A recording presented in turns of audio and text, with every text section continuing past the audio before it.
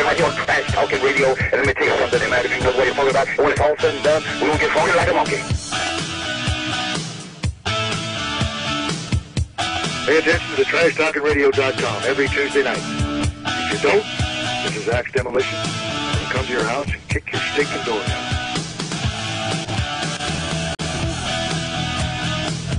Hey, this is the Queen of Extreme Francine, and when I'm lonely, I listen to Mike Trash from 7 to 10 p.m. on Trash Talking Radio.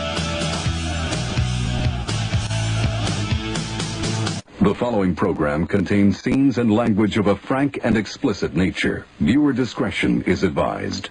In 5, 4, 3, 2, live now. This is Bruno Sammartino on TrashTalkingRadio.com. Listen every Tuesday from 7 to 10, and let me tell you, I intend to be back on again and again, because this is a great, great show. If you want to hear all about the good stuff about wrestling, tune in. Hey, everybody, this is Kevin Kelly. You know me from the wonderful world of professional wrestling, and I am proud to be a part of Trash Talking Radio. Are you? Every Tuesday right here at TrashTalkingRadio.com. It's Tuesday, it's Trash Talking Radio, it's the best night of the week. Tonight on the show, we're going to talk about all kinds of fun stuff, but I didn't bring my notes yet, so I can't tell you what it is, because it's a big secret. Hopefully I'll get my notes started by the time I am ready to talk, but it would help if I pushed the right button, because then it'll never happen. Anyway, welcome to the show. Oh yeah, we can push this button here. Oh, that pushed the wrong thing. Why didn't I come up? Oh, that's weird. Oh, that's right, that does that. Okay, let's try this. There, that's better. All right, we're getting there. I'm actually starting to figure this software out. And as usual, last week, YouTube decided to yell at me again and say, you stole stuff. And I didn't steal stuff, I borrowed it. I didn't steal anything. I didn't, to steal it would mean that you kept it. And you just weren't going to give it back. But you were sharing it. I borrowed it. And I helped people better understand it. So, well, that's good. Yeah. Very noble of you. I thought so. So here we are, another Tuesday, and this is a special Tuesday because this Tuesday is 15 years of Tuesdays. Wow. So, kind of cool. There we go. Let's give you a little more TV time. All right. Anyway, so little by little I'm changing things around, and of course some dastardly person wiped out my web page. That was not nice. Yeah, so I can't keep my archives. So there's no archives right now, and there's no web page right now until we figure out how to get unhijacked. It's sucky that someone is like that. And the only thing they didn't get was they didn't get the Uncle Sam Band site because that uses a different thing, but I have to redo it so that I can get to it. But anyway, we'll get by it. And so tonight we're going to talk about... let's see here. I want to talk about the boys that have been rescued. Yes, I heard that. Yeah, I thought it would be more exciting. How would you like your Whopper? You want it with a touch of dirt? Want to talk about that? No, thank you. Big fireworks explosion. So July 4th explosion. And this one woman, she's my hero. She's 20. She had cocaine, marijuana, meth, and ecstasy, and synthetic pot, all in a special spot. I didn't know you could put that much stuff in there, but apparently you can. And I'm not going to say what I was thinking. I am going to be good for once. And we're going to talk about someone who was playing strip Uno with underage girls. Well, it was not me. I was going to say strip Uno sounds pretty cool. If you have the right age limit. Yeah, I don't think so. I don't like Uno. We'll have to try it. I don't like Uno. That's no fun. Oh, you are wuss. I'm just not into Uno. I want more excitement in my games. So, okay. So let's get started, won't we? Shouldn't we? Shan't we? So, we'll start out with the movies. Oh, I want to make sure everything's running. That's running. That's running.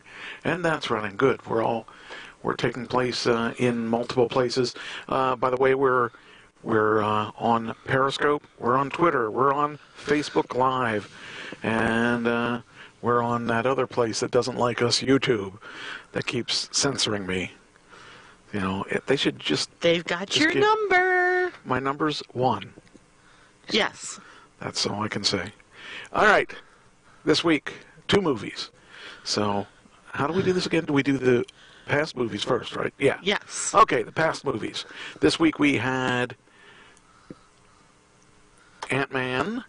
Ant-Man was a good movie. We went to see Ant-Man this week, and we went to see Sicario. Sicario, yes, Sicario. Is it Sicario? It is Sicario, yes. Okay. Of the 2, I know you liked Ant-Man best. It was close because... Really? I would have thought that you wouldn't have even had a close call at all on that. Because, I mean... On what, Ant-Man? Or Sicario? I wouldn't think that you would like Sicario. Ha! So, Ant-Man was definitely better than I anticipated, but it was interesting because of the way they ended the movie.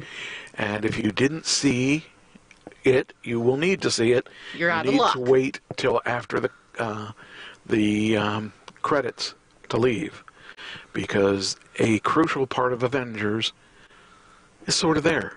So, I will tell you that I didn't see it coming.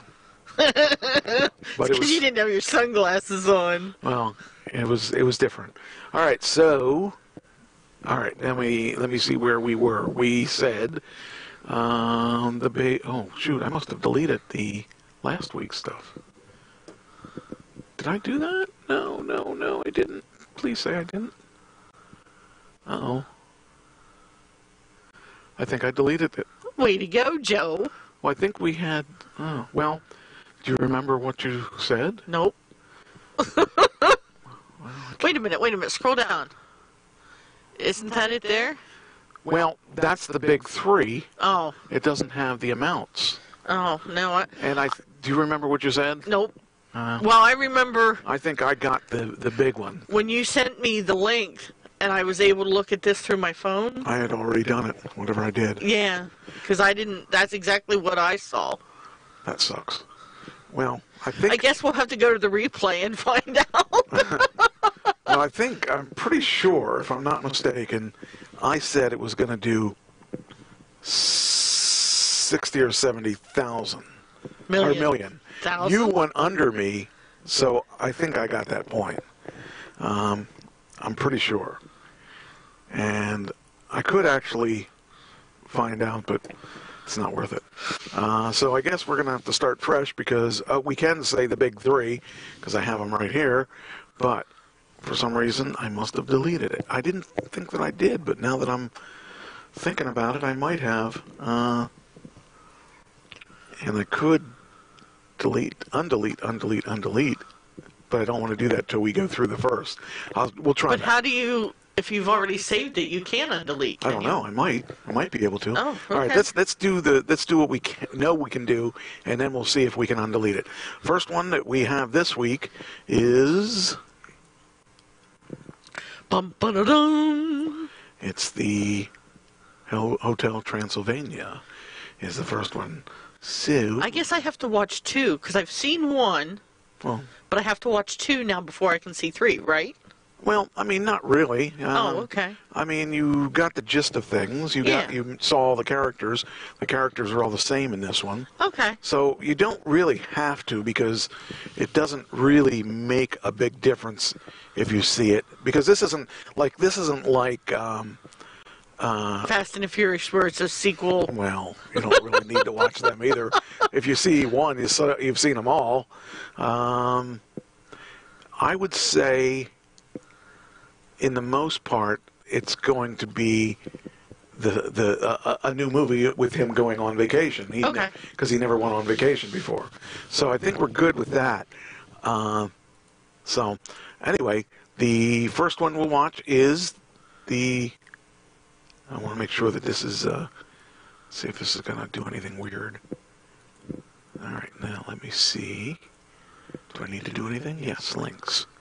Well, there. Wait, that's not it. Oh, get back here. Pushing the wrong button. I'm glad you're the techno geek. I found it. Found what I'm looking for.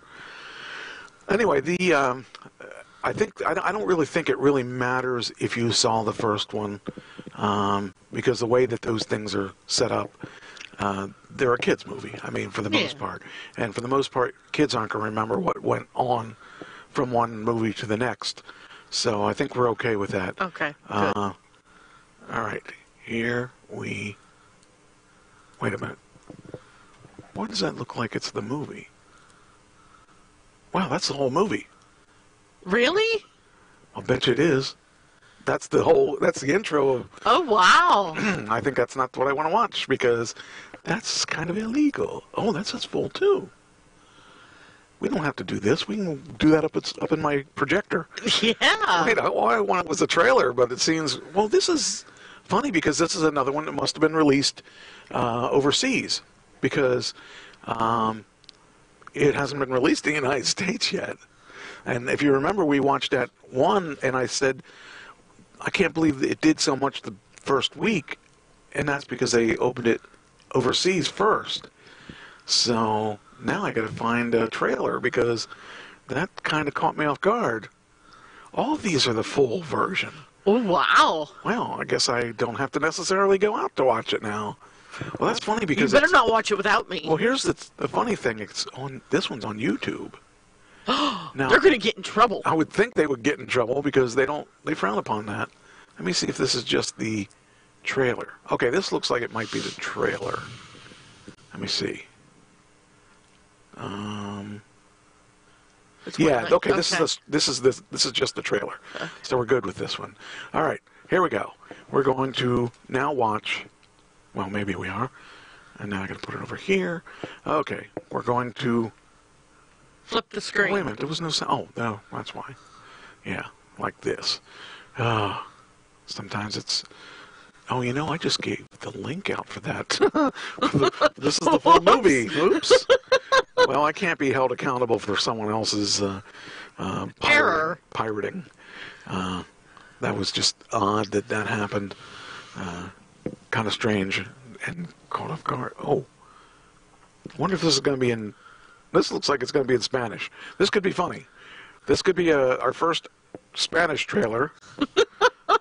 So, yeah, what the heck. Things sometimes aren't always what they seem. Ooh. Well, isn't that what we want? That's an eyeball. That's what it...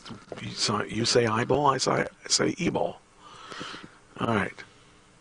Now I forget what I was doing. Oh, yeah. Playing the trailer and flipping the screen. All right, now I need to push this.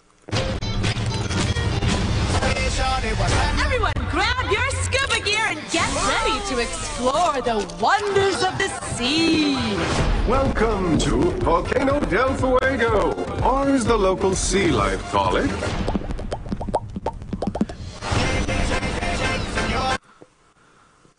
That was short. That was really short, 19 seconds. I don't think it was supposed to be that short. All right, let's try this again. That's funny.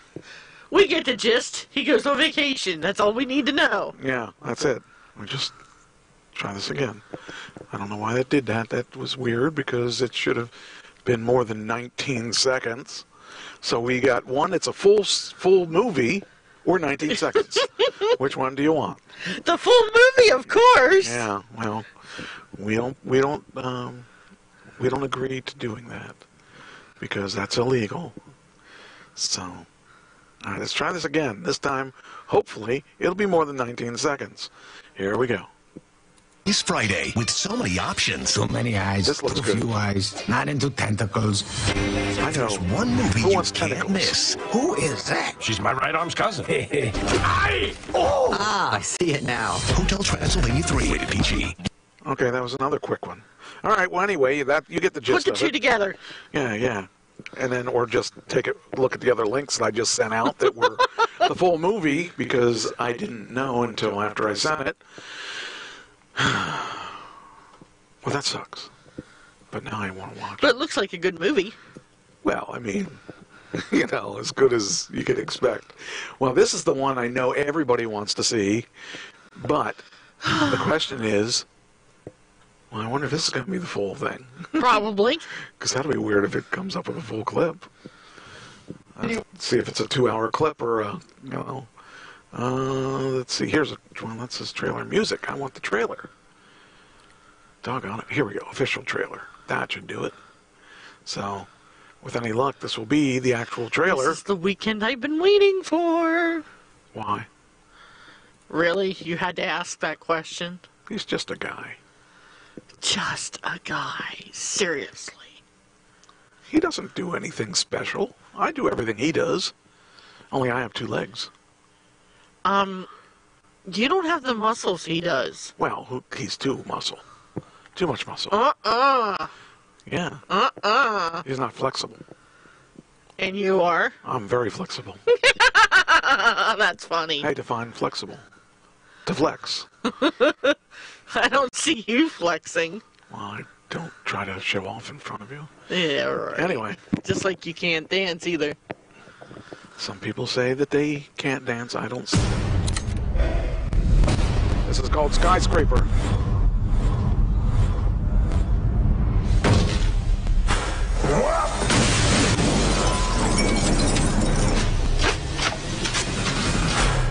This is stupid.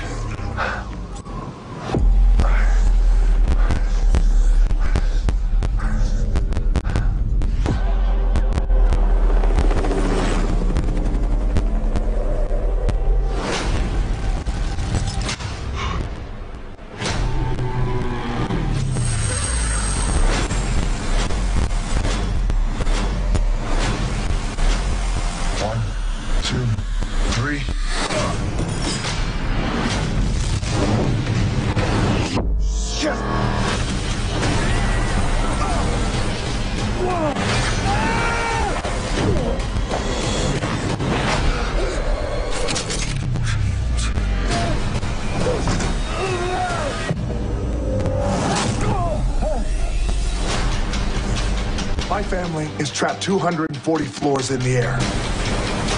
So what's the plan? Whatever it takes.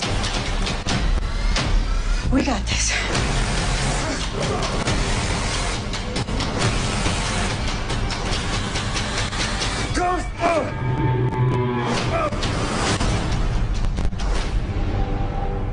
Well, that's kind of interesting. That is going to be a barn burner. Welcome to my grooming studio. Oh, this is quite the busy place, right? Hi. This is the. I just got a message that I got blocked by WWE. Why? Let's see if I can see that somewhere. Are you kidding me? WWE blocked. Where is it? WWE has taken action on your video because it contains music, audio, and video that pertains to them. For what? I don't know. I'm going to play it now and find out. See if it lets me play it so I can hear what they're talking about. Well, how do I hear it? It's not playing it. I need to hear it. I need to figure out what's going on. Play matching part. Okay, I'm playing. Why can't I hear it? Well. Do you have to accept on the bottom? Oh. No. I'm going to submit a dispute. Let's see.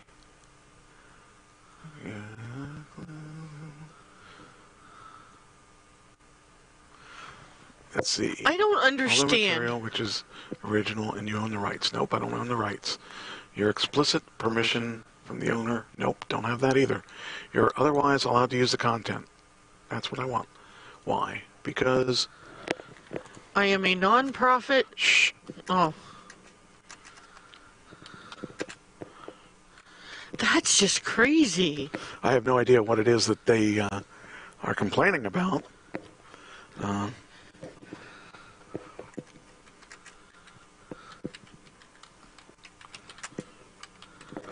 says, I am a non-profit and entertainment show.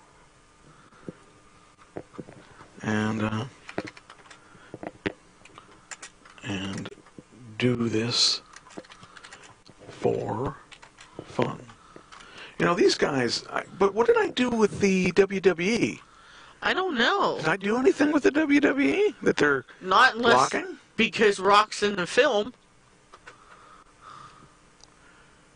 Well, what? Let's see. Wait, okay, so, all right, what I'll do is go to your post.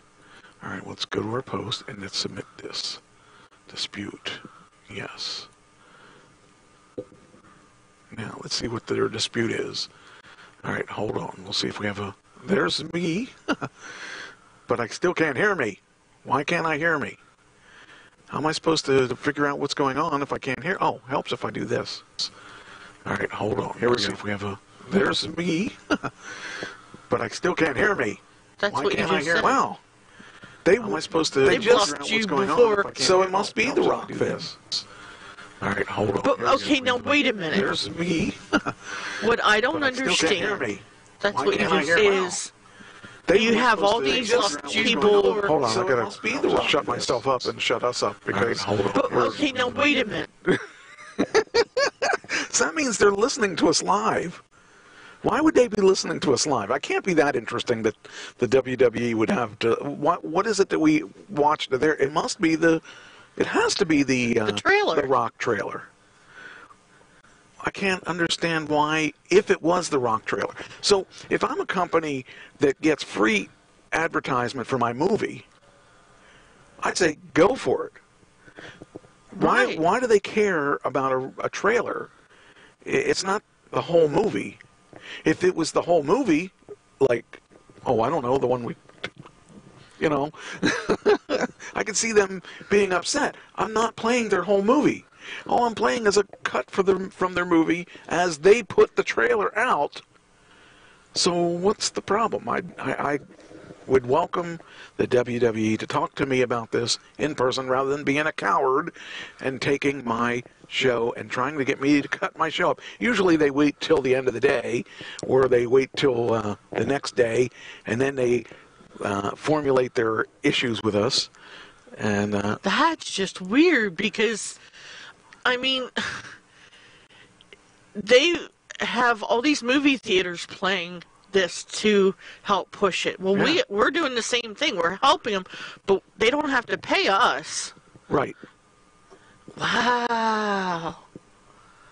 That is weird. This could result in the removal of my video already. Why don't I just start over and I'll just not ever say your name of your company ever again. And says you want to submit the dispute, but I've submitted the dispute and it won't let me submit the dispute. That's what I'm trying to do. I'm trying to submit the dispute. Wow. So, yeah, they that was a quick one. They didn't even give me a chance to breathe. You know, it's like, why would you just... I just don't understand. And once I submitted this dispute, they are gone. They aren't even there anymore. So... Wow. So my question is my... did they take the trailer off my... They didn't take my trailer off yet. And it was from dailymotion.com. So what was the problem? I feel like playing this trailer all night just to have them screw up. If they're going to screw up my show, I'll have them screw up my show big time. But, I mean, I didn't steal anything. This was... I can understand why some of them were... Why some of the disputes come my way. Right. I can't understand why this dispute came my way. Because this is really crazy. It's their trailer for their movie. I didn't even know that WWE had anything to do with this. So... That's really strange. I'll hit that button and see if it says WWE anywhere. Oh, wait a minute. Hold on. What? Look there. There's the full movie. Ooh. That's crazy stuff. So we don't have to go to the theater for that either. Well, if we want to do it on the sly. Anyway, all right, I'm going back to screw them. All right, so you got your two movies. The one is 4,000 theaters. That's the Hotel Transylvania. The other one is 3,700, which is Skyscraper. So that's really next to nothing as far as the difference between the two. I already have mine chosen already, so if you have yours chosen. Out of just those two movies, That's all you got. ooh, it's going to be close. Is it? Yes. Okay, pick one. I'm going to say Skyscrapers first. Okay, and how much? Okay, Oh, Rock. Okay, here we go. T1. Oops. Okay. 70 million. All right. And that means that the other one is T2. And what are you doing for that one? 65 million. Really? You have higher hopes than I do. I said that one was going to be Transylvania at 60 million, and two was going to be Skyscraper at 40. So you went way higher than me. But, hey, I don't know. That's The Rock. Come on. Yeah, but also you have Less also theaters. playing. Well, no. Yeah. No, I mean, you got to keep in mind now that we have a bunch of theaters playing. True. Or a bunch of movies playing. So, all right, the big three, you put Jurassic Park, you did Ant-Man, and you did The Purge. I did Ant-Man, Jurassic Park, and Inc. What was Inc? Incredibles. Incredibles. So, the answer is Ant-Man, Jurassic Park, and Incredibles. Jurassic World. Whatever. Okay. Doesn't matter. I won anyway. I won straight out. So. You cheated. No, I didn't. I had this written all the time and never touched it. So, let's talk about next week. What's next week going to be? So, we got... all right. So, to look at it next week, you got to remember that we've got these three movies that are out, and Jurassic World is down to 28 million. Incredibles is down to 28 million. So they're really close. They're almost, I mean, they're talking about a difference of $200. 200,000, yeah. Or 200,000, yeah. That's not much difference. So, what do you think is going to go now? Okay, keep in mind that's 75. So, okay, I think I'm going to choose. Oh, boy. All right. I have mine. Okay. I have... What three do you have? I want to put them in line, or put them in here. I'm going to say Skyscrapers first. Okay, so I got to put Skyscraper in here. Put Skyscraper, Skyscraper is going to be number one. Let me see. Gotta delete this one, delete this one, delete this one. And Skyscraper's number one. Go ahead. What's next? Ant-Man. Ant-Man number two. Okay, three. Jurassic World. Jurassic World number three.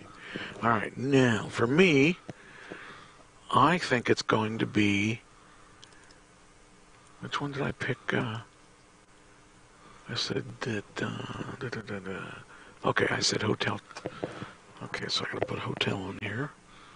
All right, I think I'm going to go with hotel as one. Skyscrapers 2, and Ant-Man will be 3. What do you think of that? I don't know. This is going to be a tough one because they have a bunch of good movies at once. Usually when we have one, one big movie and then the other one's, it makes it a little bit more difficult. So we'll take Purge out of the mix and we'll take Incredibles out of the mix. And so we have a three-way, or we have we each have our own thing. So it should be interesting to see. One of us should win something here. And we did that already, so we're ready to move on. I got to remember not to delete. Let me see if I can now. But if you undelete, you're going to lose everything that you just did. Nope, because I'm going to do things a little bit different than that. I will take, see if I can copy it all, And I'm going to put it somewhere else. See, last week I would expect WWE to be mad because I talked about Bray Wyatt. But, you know, whatever. Maybe he's not such a big name like The Rock. Oh, he is. He's a big name. All right, let's see here. See if it remembered what I did yesterday. Nope. It said, nope, I don't remember. All right, so I'll put it back in.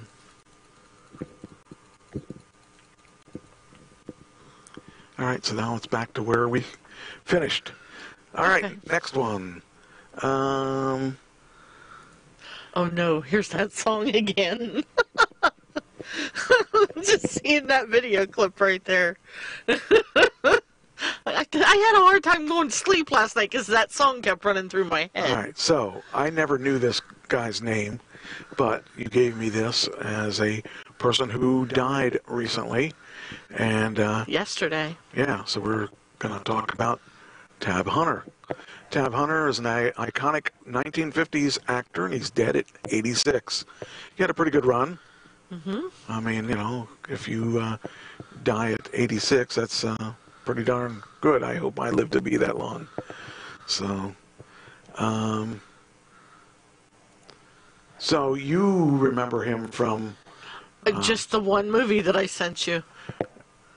That was the is that Grease? Grease 2. Okay.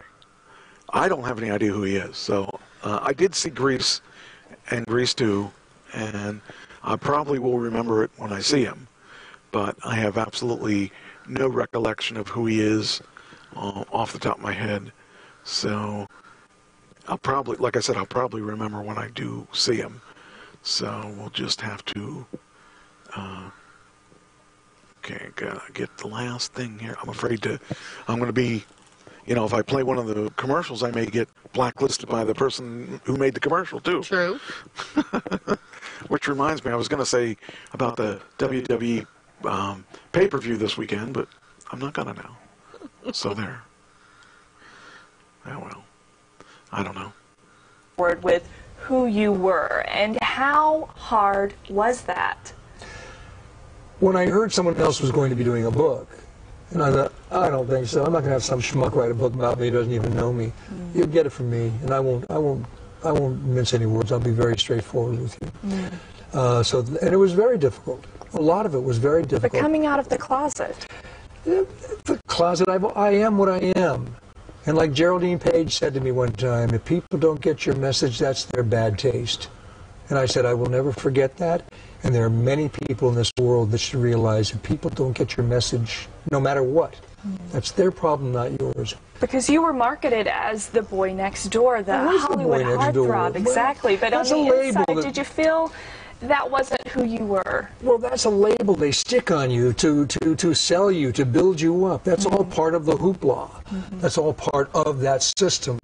And they grind it out like a sausage factory, you know. A product of Hollywood, so to say. And let's talk about that. Interesting you say product of Hollywood, because that was the title I was going to put on the book, Tab Hunter Confidential, the product of Hollywood. Because I felt I was a product of Hollywood. I was thrown in with the new name. You know, where does one serve one's apprenticeship? It's very difficult when you're a product of Hollywood. Wow. So, I didn't realize he was gay. Amazon Prime Day I didn't either July till 16th. I saw that. Yeah. You know, when I found out that he had passed away, I was like, I didn't know that. Because when you watch the clip that I sent you, he was such a good actor that you didn't know. Okay. Well, we do have another death that I was supposed to say about, I think a week ago, or maybe 2. And so here is the other death. He is the drummer for... Well, wait a minute. Let's finish up Tab. Okay. What kind of name is Tab, anyway? Short. Not only short. It was a soda at one time. Yeah, I was going to say, it's a drink. Or those little things across the top there.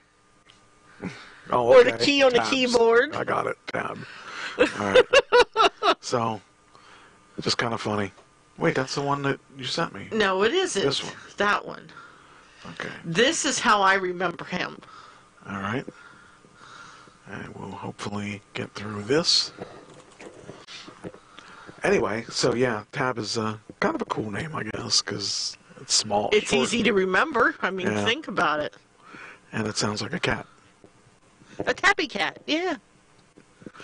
So anyway, skip ad. Oh yeah, skip it. All right. Very important. Now, what is the best time of the month for a woman to conceive? Now, this is actually part of the movie. I'll probably get in trouble for that too. Yeah. Jaworski. Let's conceive. Well, you know, to be fertile. What's the best time? Ask Nogarelli. Who happens to be looking at a Playboy. Mr. Nogarelli. Ask Goose. Mr. Goose. Well, ask Damucci. Mr. Damucci. What? Conceive. What is the best time? At night? Well, I can see that we're not getting very far. I got the same problem. Morning, everybody. Good morning. Good morning. Good morning, Mr. Stewart. Good morning. Why don't we just start at the beginning?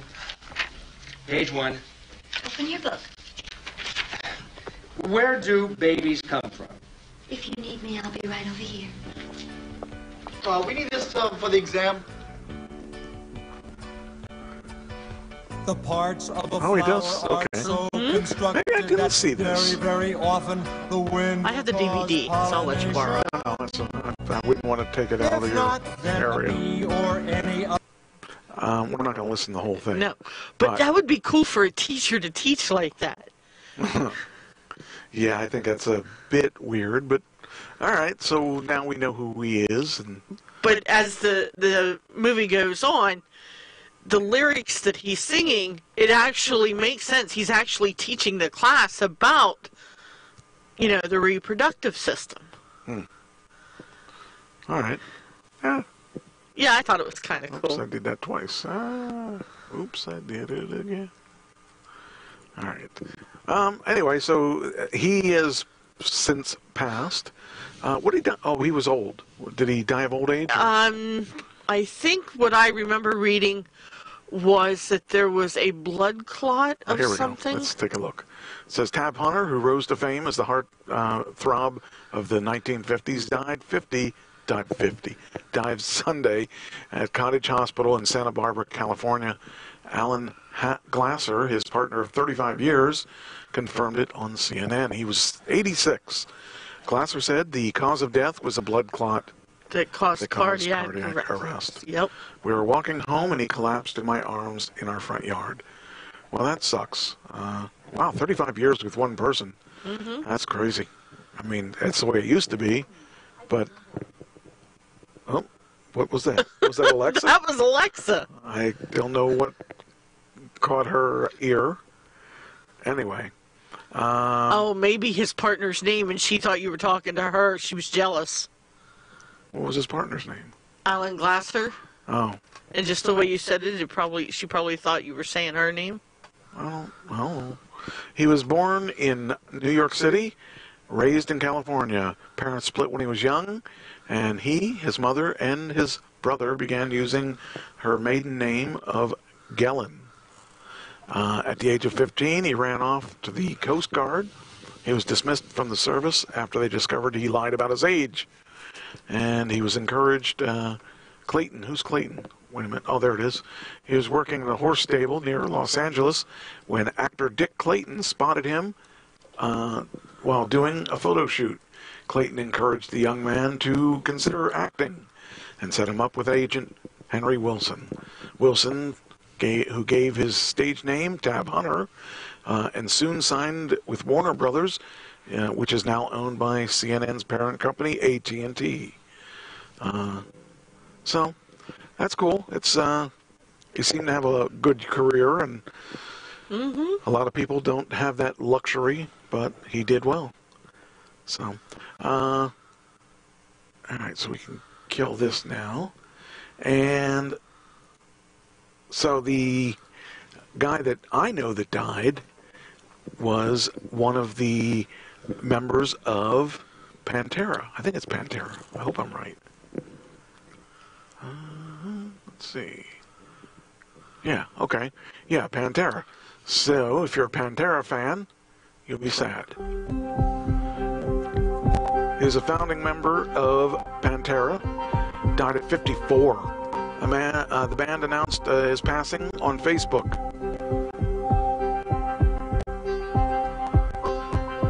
Paul formed Pantera in the 1980s along with his brother Dimebag Darrell Abbott. The band was nominated for Grammys in 1995 and 2001. Oh, that was one of the songs that was used by, I think it was used by, I want to say, Rob Van Dam. Oh. Pantera dissolved at the end of a tour in 2003 amid much speculation of a rift between band members.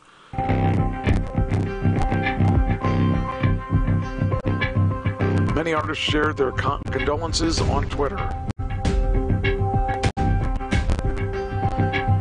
So Vinnie Vincent was a pretty big guy. I mean, he apparently, I mean, that style of music I don't listen to a lot of, but, you know, it's good to know that you did something that people remember you for. So, I don't know. I wish that that was the case for me, that when I die, people remember me for things that I did, but... I will. Well, yeah, but you're one person. Amazon Prime Day starts July 16th. Yes. That's the next thing I'm going to talk about. Let's see here. So, let's see. We did this. All right. Yeah, I want to talk about Amazon Prime Day. Well, wait a minute. Let's look at... let's look at... Prime Day is a day that Amazon marks a lot of stuff down really, really cheap. So you have a chance to buy things at a discount that you would never, ever get. Right. However, they also lose a lot of money that day.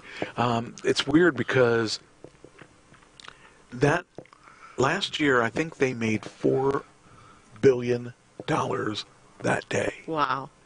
Can you imagine that kind of volume just that day? No. Jeff Bezos needs money.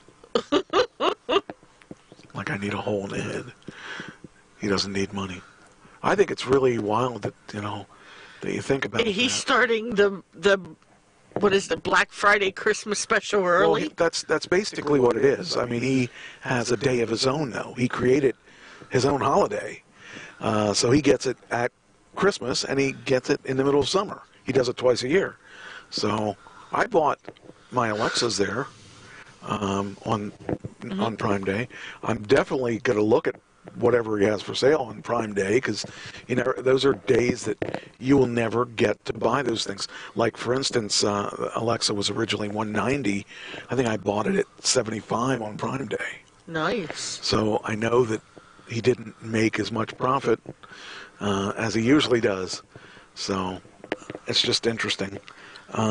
He knows the smart shoppers. They're going to look for the best deals, and he's going to provide that because that's all the money in his pocket. Sure.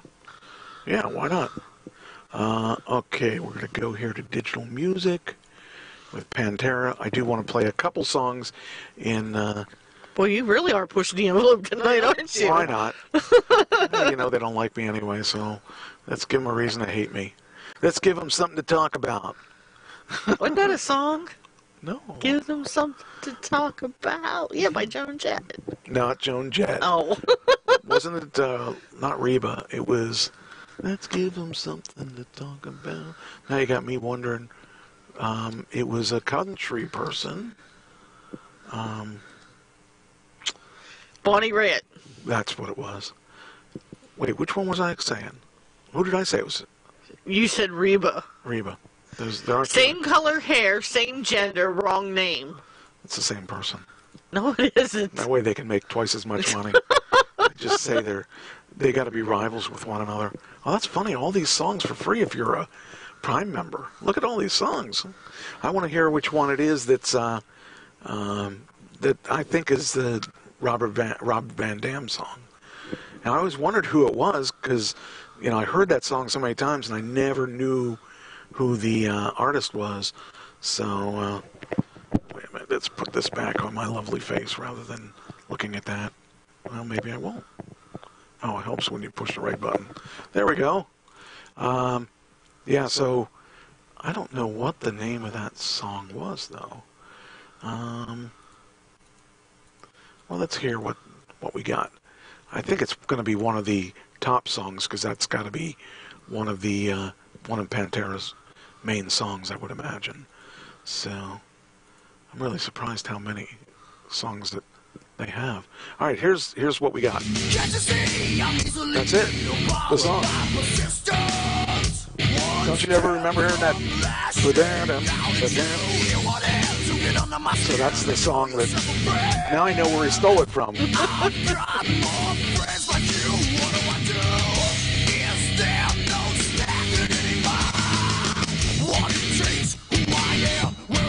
pretty sure that's the one.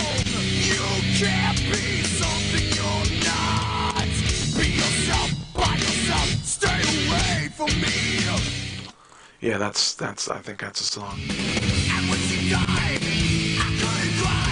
Okay, I would probably like Pantera. That vocals is pretty good too.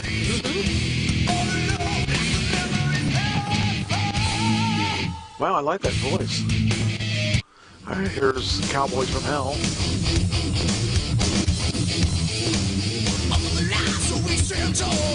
Nobody touches us at all. Shout out, shoot out, spread fear of them without us. All right, here's Revolution Is My Name. And I've been calling you Mike Trash all this time. 68. What? I said, and I've been calling you Mike Trash all this time. Oh. I should start calling you Revolution. This is a weird one. You keep this love.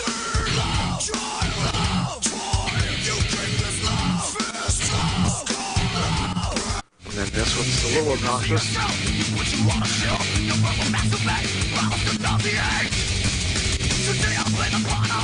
So thrash metal.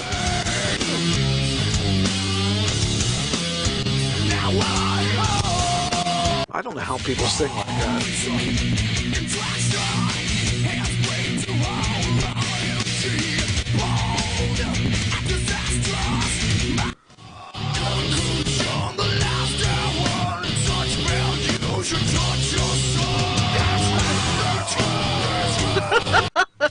Amy says, hashtag it must be Tuesday. I hear noise, not music. Yeah. Well, I found out my answer to my question is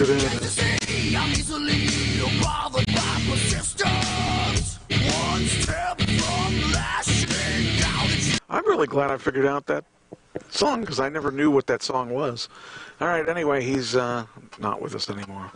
So, it's sad. Anyway, all right, I think they're the only two people that we have that died. That we know of. That we know of, which we'll probably know in next week, someone that died last week, and that's just the way it is. I don't have a lot on the entertainment section, but I do have a lot of stuff on... now, Chris Hardwick was in trouble a couple weeks ago where his girlfriend said that he abused her mentally, and so he lost his job. Nothing was proven, but he lost his gig on A&E, or AMC. AMC? Yeah, AMC. He had the show, The Walking Dead show that followed Walking Dead. He also had Fear the Walking Dead, which followed Fear the Walking Dead. He had Breaking Bad that followed Breaking Bad when it was on. Right. Well, they have fired him and since replaced him with this person named Yvette Nicole. Morgan Dollar says hi. tell him hi back. Well, I just did, I guess. Well, he goes trash man, so. So, but anyway, it's to me, it's really unfair that even though he hasn't been accused or hasn't been proven to have done anything, he's lost all his gigs. And that is sad. It shouldn't be that way. It should be once you are proven guilty, you know, it turns out that the thing she's complaining about, he said things like she didn't feel like having sex, and he said, well, that's why I left my last girl. That's considered mental abuse. And so because of that, and it happened a long time ago, she had gotten him fired from every job he had. And that's, to me, that's really wrong. If he was guilty of something, if he was guilty of beating on her, whatever it is, okay, then I could understand it. Right. But he hasn't done anything. He has not been proven guilty. Anyway, Yvette Nicole Brown will replace Chris Hardwick. And there you go.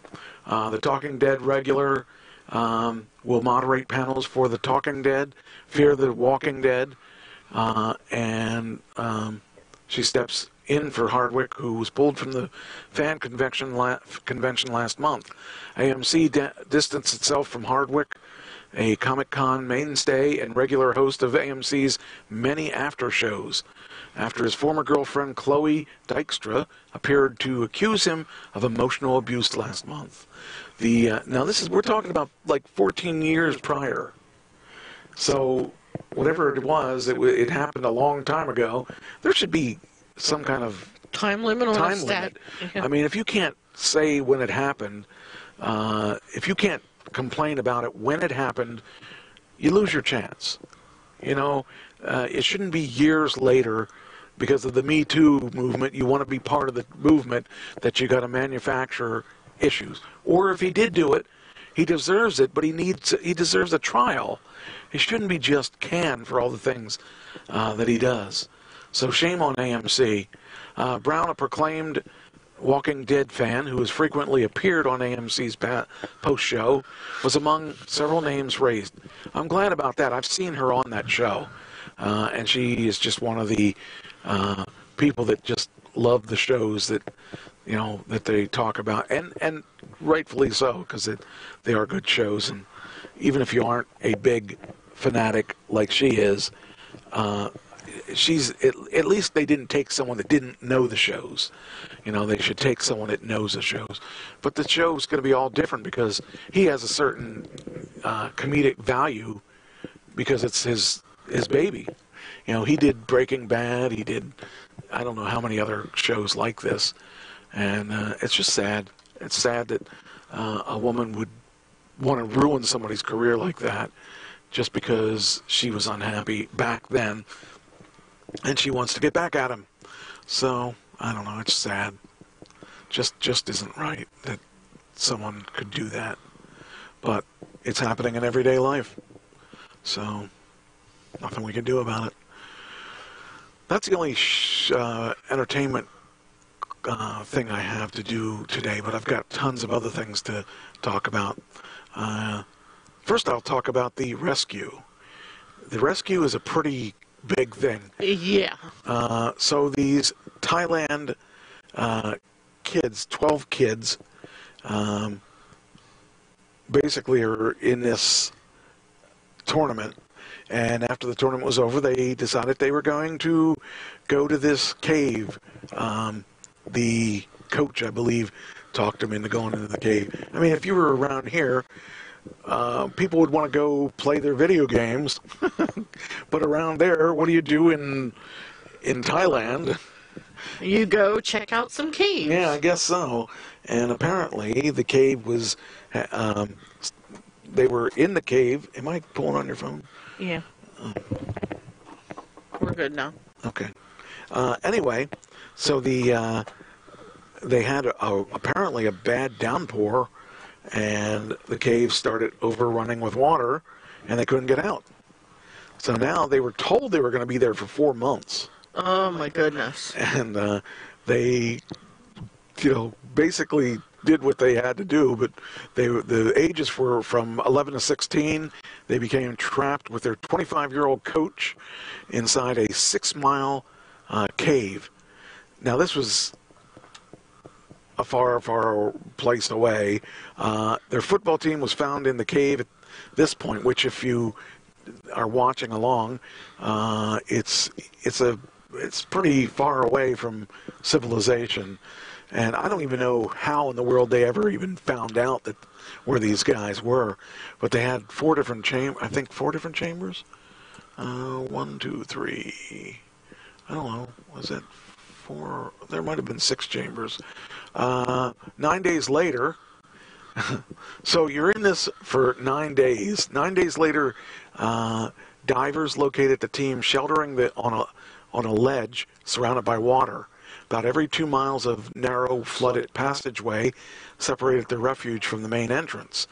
Efforts to pump water out began immediately as authorities tried to take advantage of a break in the monsoon rains. Well, from what I've heard, there's still a lot of... They have a lot of issues, like a lot of health issues. They call what they're now calling caves disease. Sure. And they haven't, family members have been able to see the boys through glass in the hospital, but they haven't actually been in contact with them. That's a really damp place, and they have to be careful because there are diseases down in a place like that, and they were kind of in the middle of the fray, so. They are lucky that they didn't end up It could have been a lot worse. Yes, that's what I was basically trying to say, but you said it first.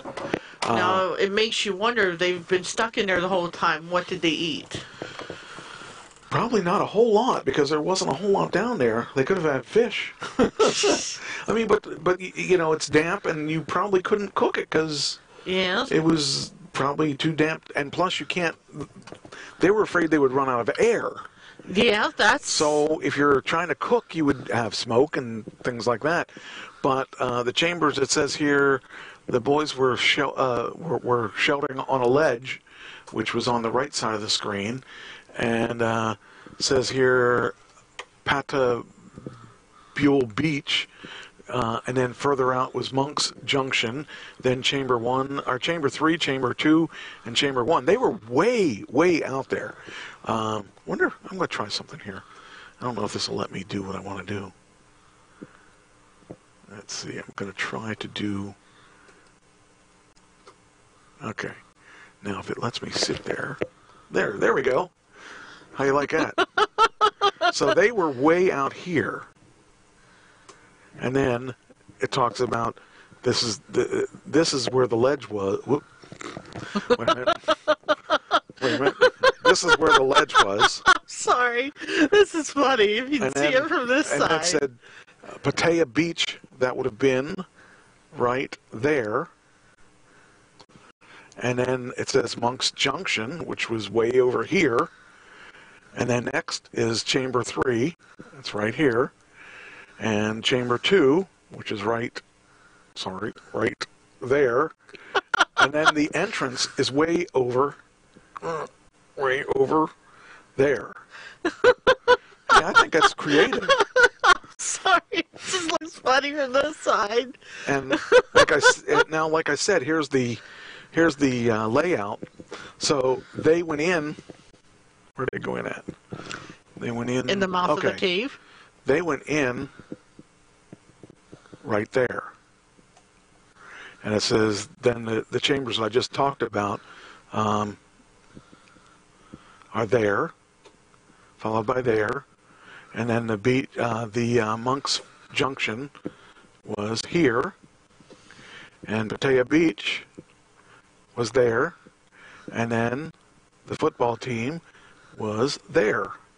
So that looks like, with the terrain that was there, they're lucky to have been found, because that wasn't just a straight back cave. It was up and around and a bunch of corners and stuff. And I would imagine that some of those places were real hard to get to. So So how did the rescue work? They had round-the-clock pumping off of the conditions that said to be walkable in some of the cave, but the rescue operation still hinged on the boys using scuba equipment. I don't think that's the way they did it, though. Oh, yeah, they did do it that way. Let me see. Today. Oh, okay, good. After 18 days, the final 4 boys and their coach today were rescued from the cave to complete the 3-day rescue operation. The last of the wild boars then followed their teammates to the hospital. I don't know what that means. While they were kept in isolation for 7 days to avoid the risk of infection. The final chapter of the extraordinary mission appears to have continued in the same successful vein as the previous days, with heavy overnight rain. Can you imagine trying to get out of there and it keeps raining? You think you just about are ready to go, and then you can't, because it's raining. So another, let's see here. I'm trying to find where they talk about, okay. 4 boys, this was Sunday, 4 boys were recovered as the rescue operation was launched. Accompanied by divers, the first 2 emerged from the cave roughly 10 minutes apart. 2 hours later, another pair came out, again 10 minutes apart. All were taken immediately to the hospital. I just want to see if it explains how, because they, basically, the way I understand it, the boys were put in like some kind of flexible container because they had to go around corners and stuff. I'm just seeing if it explains how they got them out. I guess not. I heard somewhere. I wonder if maybe we can find another story that. Wait a minute. Let me look at my notes here, see if I had another story.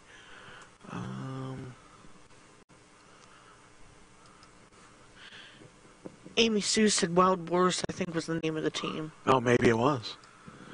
Okay. They'd have to be Wild Boars if they went into a... Oh, here, the one thing about it was the one guy that died was a Navy SEAL. Ooh. And it says here, a former Navy SEAL working to rescue the boys trapped on a Thai cave has died from lack of oxygen. Wow. The conditions are real harsh, bad visibility, dangerous for the most experienced divers. Navy SEAL died.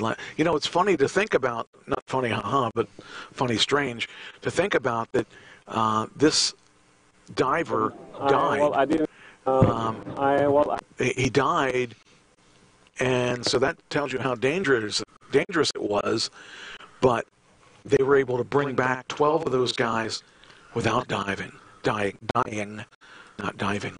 So that's got to be a tremendous victory of them to be able to save all 12 without dying. Here we go. Oh, let me see here. I want to play what we got here. I didn't go that far in, but it's water everywhere, and it's very, very, very tight. You go in between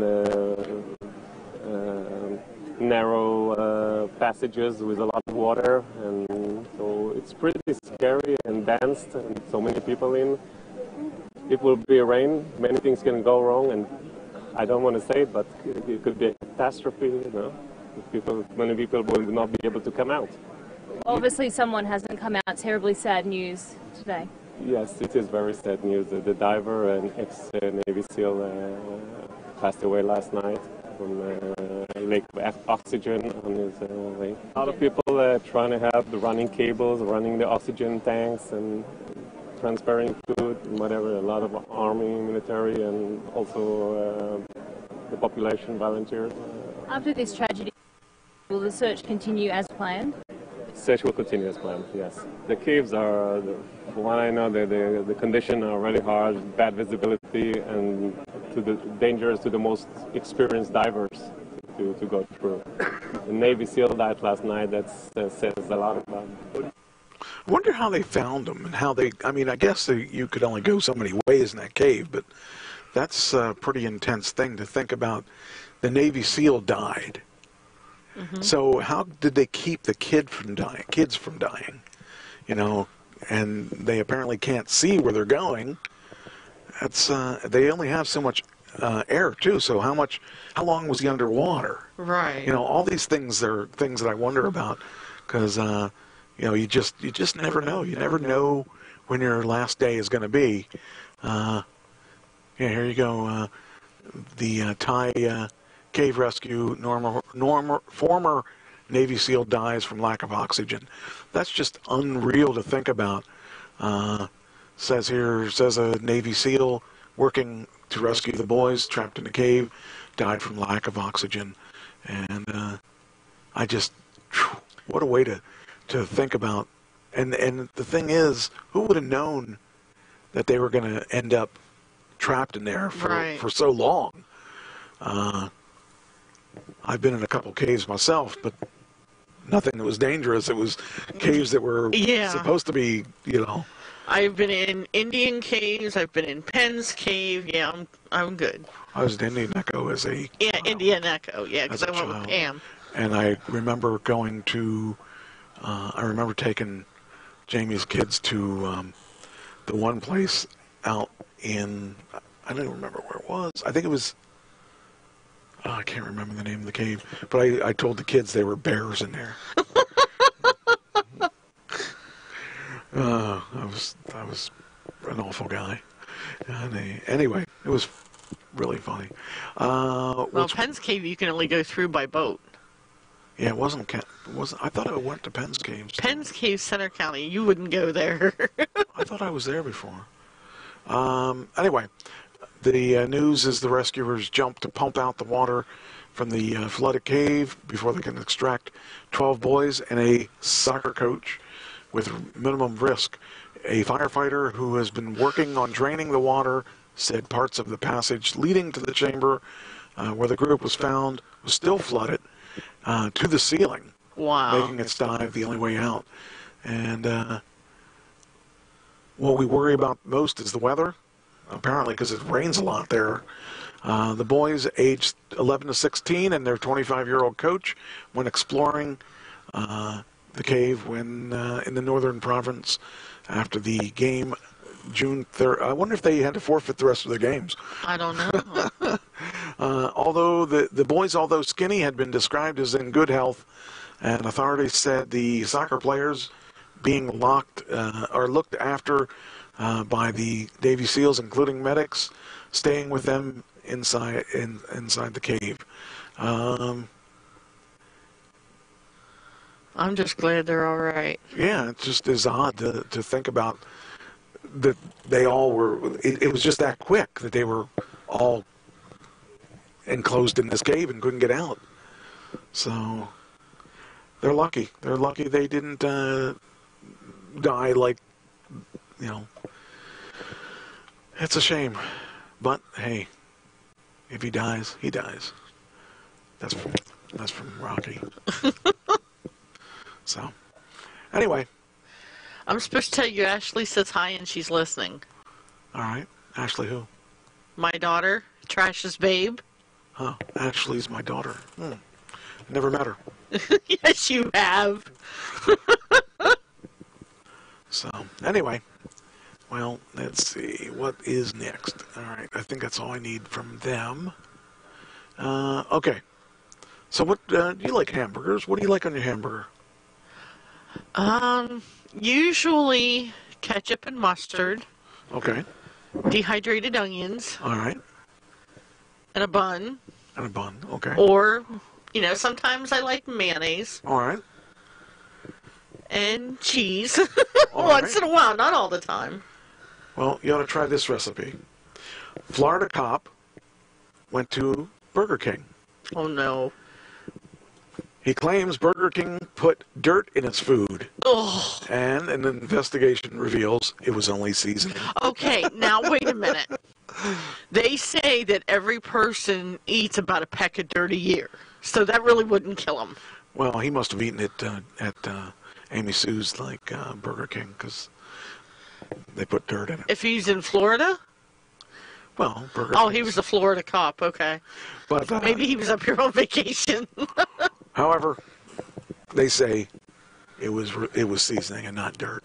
Anyway, so a police officer's complaint that the food he ordered came topped with dirt sparked on an internal probe. Wait a minute. Came topped with dirt. Oh, okay. A police officer's complaint that his order came topped with dirt sparked an internal probe at Burger King, which concluded the gritty substance was likely a seasoning mix. So it's a happy ending after all. And I was an officer who was served a burger at Burger King, at 4004 Cleveland Avenue in Fort Myers with dirt in it. At first, I thought it was burnt bacon. I was hungry and ate the burger. Ooh, bacon sounds good. At the last bite, I saw dirt and grit on the burger. In disgust, I threw it out the window. Well, that's probably not good because you could probably get it dirty that way. Anyway, the social media post quickly went viral, prompting calls for a boycott, as well as an internal investigation at the Florida Burger King. A review of surveillance video in the kitchen from the day the officer received his food cleared the staff of wrongdoing. All right, and it says here, we invited senior level Fort Myers Police Department officials. They all agreed that nothing inappropriate occurred. Well, good. When employees prepared the burger. And Fitzpatrick said a salt and pepper blend is added to the food as part of the prep process. Yeah. I mean, McDonald's has their seasonings, yeah. Well, I made hamburgers. Nobody complained about my hamburgers. No, they were actually good. That's right, because I'm the real Burger King. So. Yeah, okay. Do you remember when we went to Indiana for... oh, God, yes. And we had our Burger King crowns. Yes. That were signed by... Jerry the Lewis. King Lawler. That's yep. right, Jerry Lewis. You had to get me to sign them because you guys were in the back. Well, yeah. And our books. Yeah, and we your get our books signed? Or I don't think I got my book signed. Yeah, I think you did. Or I know Cage, I think, had dolls, too, that he had signed. Huh. I have to look at my book. I don't remember if I got a book. I don't think I got it signed because I don't think I had it with me. I just remember that was a very long trip. And the tornado. There was tornadoes on the way there, and we saw trees ripped out of the ground. It was crazy. That was one of the longest trips we've ever done. It was out and back in just over 24 hours. Yeah. Those days are gone. Those days I will not be doing anymore, but I will be making an appearance at a wrestling event in the next couple of weeks. And that'll be a long one, but not nearly as long as that one. So that's good. Yeah. I'm just not able to do that anymore. So, but anyway. All right, what else we got? We got, okay, we did that. Oh, yeah. Here you go. I'm supposed to punch you. Why? Amy says, Dirt, punch him for me, dear. Well, because that's the shoulder that's bothering me, I'm going to let you slide on this one. This shoulder? Yes. You jumped and I didn't do anything. I know. This shoulder here? Yes. This shoulder here? Uh-huh. This shoulder here? My right hand still works. I know. What does it do? Wouldn't you like to know? Anyway, the next story. All right, here we go. This is a really bizarre one. A man tells a cop he really enjoyed resisting arrest because it was like he was being on a television show. Oh, jeez. This is a Florida person. Guess what? The Florida stories are always the best. Yes, Danny May, if you are out there, I did say that. We miss you, Danny May. I heard her name today on one of my radio shows I listened to, and I don't remember if it was Raj and JP. I think it was that she called Raj and JP, and there was a guest host on Raj and JP. And actually, I like John Cena. Yeah. Oh, that's John another Senning. Yeah, careful. They might blacklist me because I said Cena. You've seen enough. Yeah. I wonder if they complained about me anymore. Anyway, a Florida man who tussled with a cop trying to arrest him for disorderly conduct later said he really enjoyed resisting because it was like he was on Live PD. That's a cable program that chronicles the mayhem police officers encounter on night shift. I just, I like money too, and I don't think I'm going to rob a bank just because. I don't know. It says here. Well, I'm sure you like J Money. Sometimes. A police officer was dispatched yesterday to a home in Sebastian, a city near Vero Beach, after a 911 call reported a man wielding a golf club and was chasing a woman. When the officer arrived to the scene, he encountered Rudolph Grant, 53, who smelled of booze and was screaming and cursing in front of residents. After trying to walk away, Grant struggled as the cop sought to handcuff him. According to the arrest affidavit, Grant, the cop noted, tried to pull away from him. He tensed his arm with an attempt to get away from him, and finally made his body go limp. During the erratic behavior, Grant was subsequently placed in mechanical restraints that were double locked. Before being placed in the squad car, Grant told the arresting officer that he really enjoyed resisting. It was like being on Live PD. That might be a problem because, if you think about it,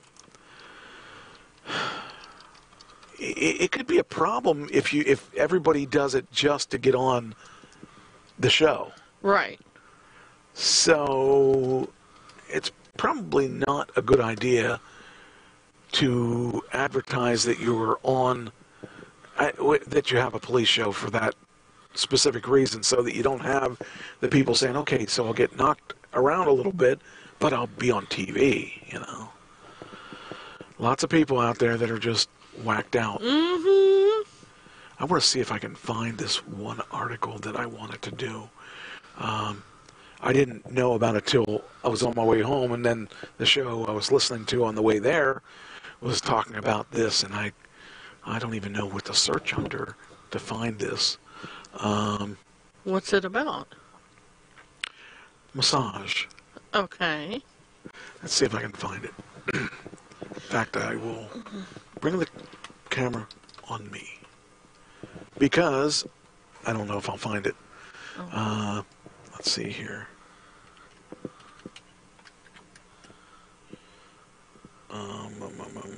Have you ever had a massage? Yeah. I think they're very relaxing. Yeah, especially at the ending. You don't think so? All I'm going to say is typical male. What?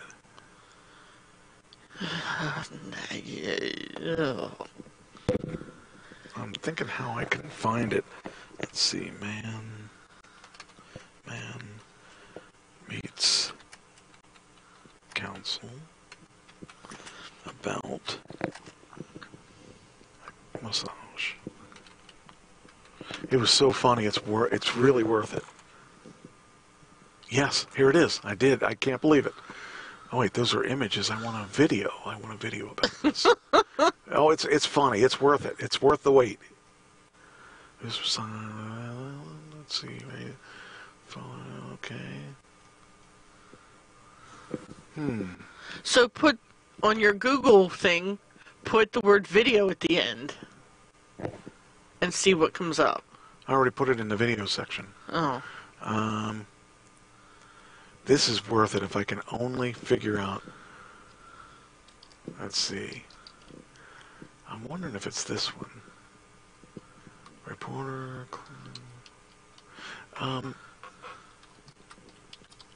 Let's see. What do I got to do here? I know what I got to do. I just got to figure out if this. Let's see. I got to find it. It's really worth it. If I find it, it will be worth it to you.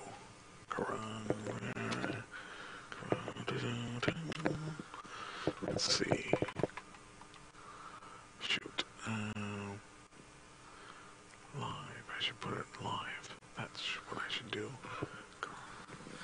or go under Danny's and see if he's a friend of hers.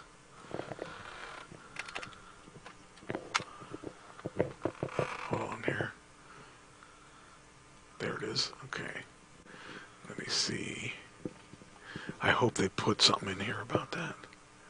This is one of the shows I watch. Or I listen to. Alright, let's see.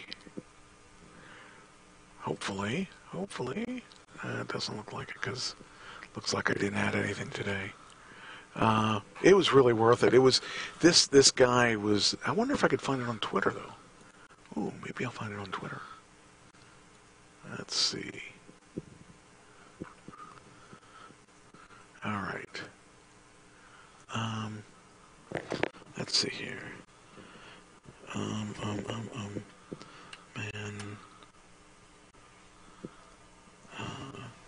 Council, and massage. I hope. Yes, this is it. This is the funniest thing. Okay, so basically what happened was, it was in Kansas, so that explains part of it. Not Florida? No. Okay. But he was trying to tell this council that he wanted to legalize the okay, so like you can get a massage today and it's okay, right. But you can't get just any kind of massage. Let me see. Here you go. You will just shake your head when you hear this because it's just so bizarre. And I hope this has everything in it and not just the part that I mean I really the stuff is really bizarre. So okay, where's the... Hi, I'm Chris Flowers. If licenses and regulations help stop sex trafficking, then if Kansas truly wanted to put an end to sex slavery, shouldn't they allow grown adults to engage in prostitution legally and then regulate and license that? When you ban something outright, that forces what you ban onto the black market, and the black market is where shady stuff starts happening. Case in point, many years ago my friend came over with some marijuana and we smoked it. Shortly after, we both started feeling something wasn't quite right. That's right, it was laced.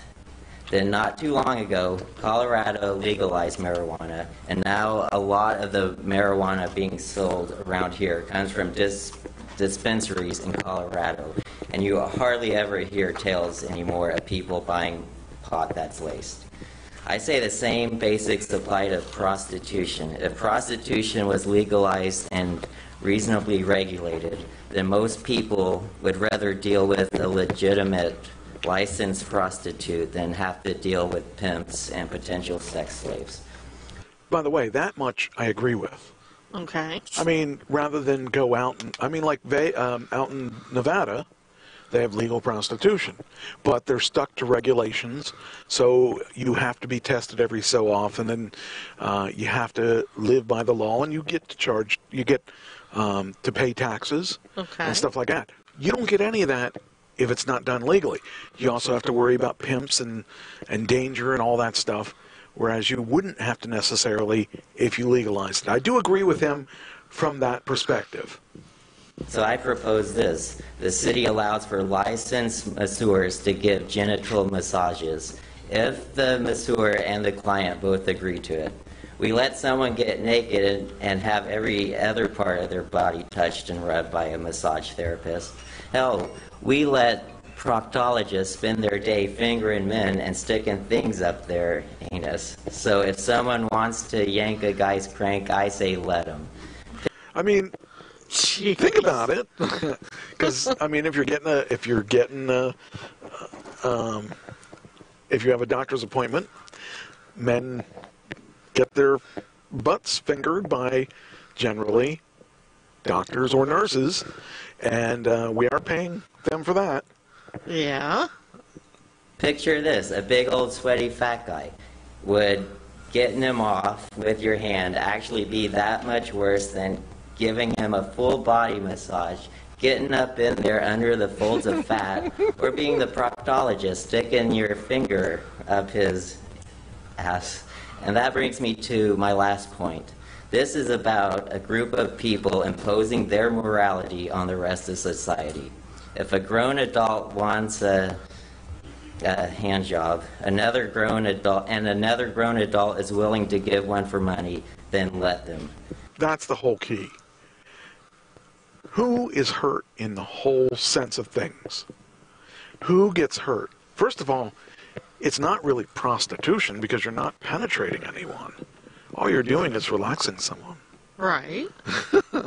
But, I mean, I never thought that prostitution should be illegal because, again, where's your victim? Do you have a victim? If it's legal, there won't be pimps. There won't be people that are forcing other people to do it.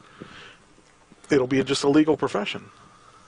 So, to me, it's crazy to make that kind of. I mean, he has a lot of points there. I mean, he's sure immature the way he's portraying it.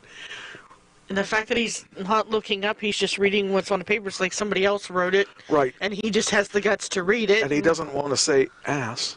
And then he says it, and he's like, he looks around. Is it okay that I said that? But, I mean, the thing is, if you were a massage person, and I was a massage-e, and I wanted to say, hey, I'd like you to finish me off, and you said no, okay, no. If you said yes, there's a little extra tip there for you. Does it really hurt anyone on the outside of those two people? No. So I mean, I don't think so, but then again, it might not seem professional either. Well, what if your profession is that? Is that? What if that became of, would you like fries with that? Never thought of it that way. I mean, it doesn't, you don't have to do it. You don't have to give fries. You could only be hamburgers. But no dirt. Yeah, no dirt on top. That's both freedom and capitalism, and that's the foundation of our country. If you have a problem with a genital massage, then don't get one, and allow other consenting adults to do what they want. That would truly be a happy ending for everyone. So I think that would be awesome, but, you know, the problem is our country is still hung up on things like that, and it shouldn't be. So I just think that it's really, really odd that that kind of thing becomes somebody's hang-up. But, hey, you know, that's just me, and checking to see if I can steal anything else off this page. It's Florida man calls himself the Beast and gouges eyes of intruder. Huh. Okay. All right, well, while you're looking, I think I'm going to scoot out of here, because I am in a lot of pain. Well, so am I. Give me some of your pain meds. I've already taken one. I didn't. I know. All right. Fine. I'm sorry. That's fine. Ow, ow, ow, ow. Ow, ow, ow, ow. Well, wait a minute. Okay, now. There you go. You don't have to make noise when you take your headset off. Anyway, now, I'll put the stuffed animal up there, and they'll not even know you left. Exactly. When did you have a stuffed animal of me? Remember that big bear? I'm not that hairy. That's good. All right. All right, continuing on. Where were we? We did that. Gotta remember where we're at. Okay, yes. All right, there's a fireworks explosion. Kills 17, injures 31. Yeah, that's always good for July 4th, to have an explosion here and there. So, here we go. There it is. Oh, that's me. Wait, hold on. I already gave you there. You were already there. You were there without me. There we go. Fireworks explosion near Mexico City kills 24. What did I say before? Says 17. Okay. Injures 49. Well, it's a lot worse than what they initially said. As the death toll continues to climb, the government says the victims included at least one child. So that's really sad. I really wouldn't want to see that happen to any children especially, but, you know, you don't want to see even adults go through that. Let's see here if we have anything on that. This aftermath of a firework explosion that killed 24 and injured 49. 2 blasts ripped through fireworks workshops, killing 8 people from the town. And, wow, that really did do some damage there. Onlookers could see plumes of smoke rising in the distance. That's just unreal. That's some major... I mean, it looks like the building is gone. Explosions are a regular occurrence since residents make a living by fabricating and selling fireworks. I don't think I'd want that job. I think that if that is just what the... I don't know if that's what the place looked like before the explosion, but it looked like a horrible thing there. It looked like they were, that looked like that town was devastated. So I don't know if it's supposed to be devastated like that, or if that's just the way it looked before, and that the building was just the only other devastation. It says 24 people, including 1 child, were killed, and at least 49 were injured Thursday when 2 explosions ripped through fireworks shops, and it's in a town north of Mexico City. The dead included 4 firefighters and 2 police officers who were rushed to the scene after the first explosion, only to be killed by a second blast. So that tells you that it was a lot more serious than you would think off the front. The government of the state of Mexico said that in an initial statement that 8 people from the town of Tultepec were killed, along with 6 emergency personnel and 2 others who hadn't been identified. The state government later raised the death toll to 24. The government said the first responders were among the injured. Helicopters took the wounded to several hospitals. More than 300 police were sent to the scene. So that's that sounds pretty devastating. Oh, here it says, here you go. You can see what it looked like. Hold on here. Start this thing up here. Oh, yeah, there we go. He'll do anything for I hate when they do that to me. They trick me into it being some kind of thing. So we'll just play it till the advertisement's over, and then we'll flip it back over. So, oh, that's still there. There's a dog in the Pet Armor Plus. All right, let's try this. Wow, that's horrible. The initial explosion came without warning. Witnesses say the first fireworks set off a chain reaction. In all, at least 6 major blasts that leveled the San Pablito outdoor flea market. Today, with the view from a drone, an area the size of 4 football fields decimated by the mind-boggling power of thousands of explosives. This is what it looked like when open for business, before and now after. The fireworks... It looks like a giant flea market from the way that it... So at least a lot of those aren't buildings, they're just like tents and stuff. But some of those were definitely buildings. Flea market, the largest in the country. Oh, it's that flea market, huh?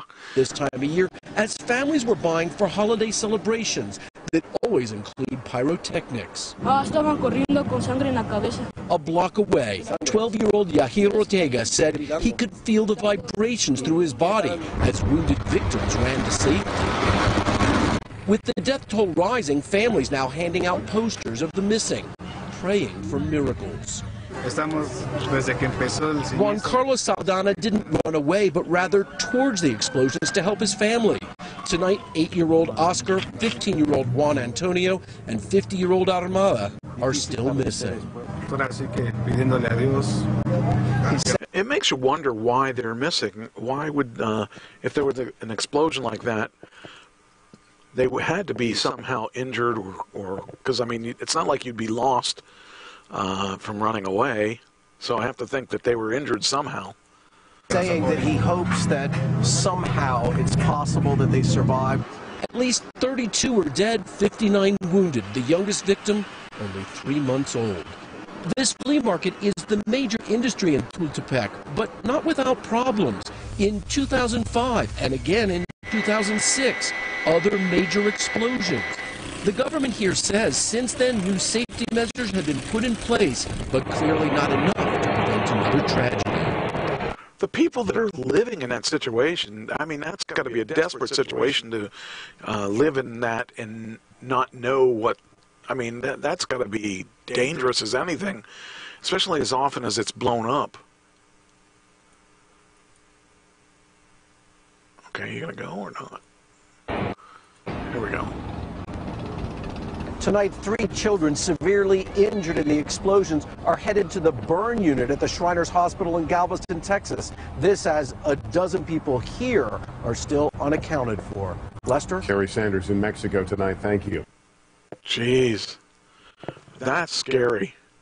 I truly would be devastated if anyone that I knew got killed by a freaking explosion like that. Deadly explosions have also occurred elsewhere in Mexico.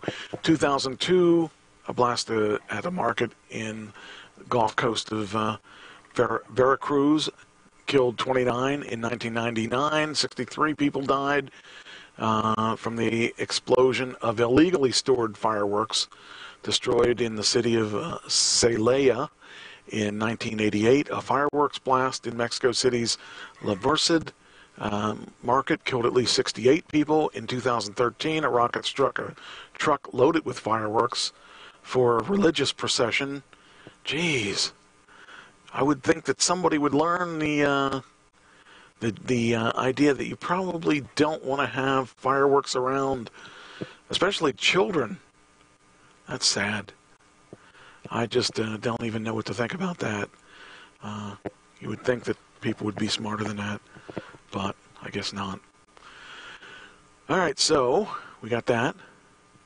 And, okay, did all of those.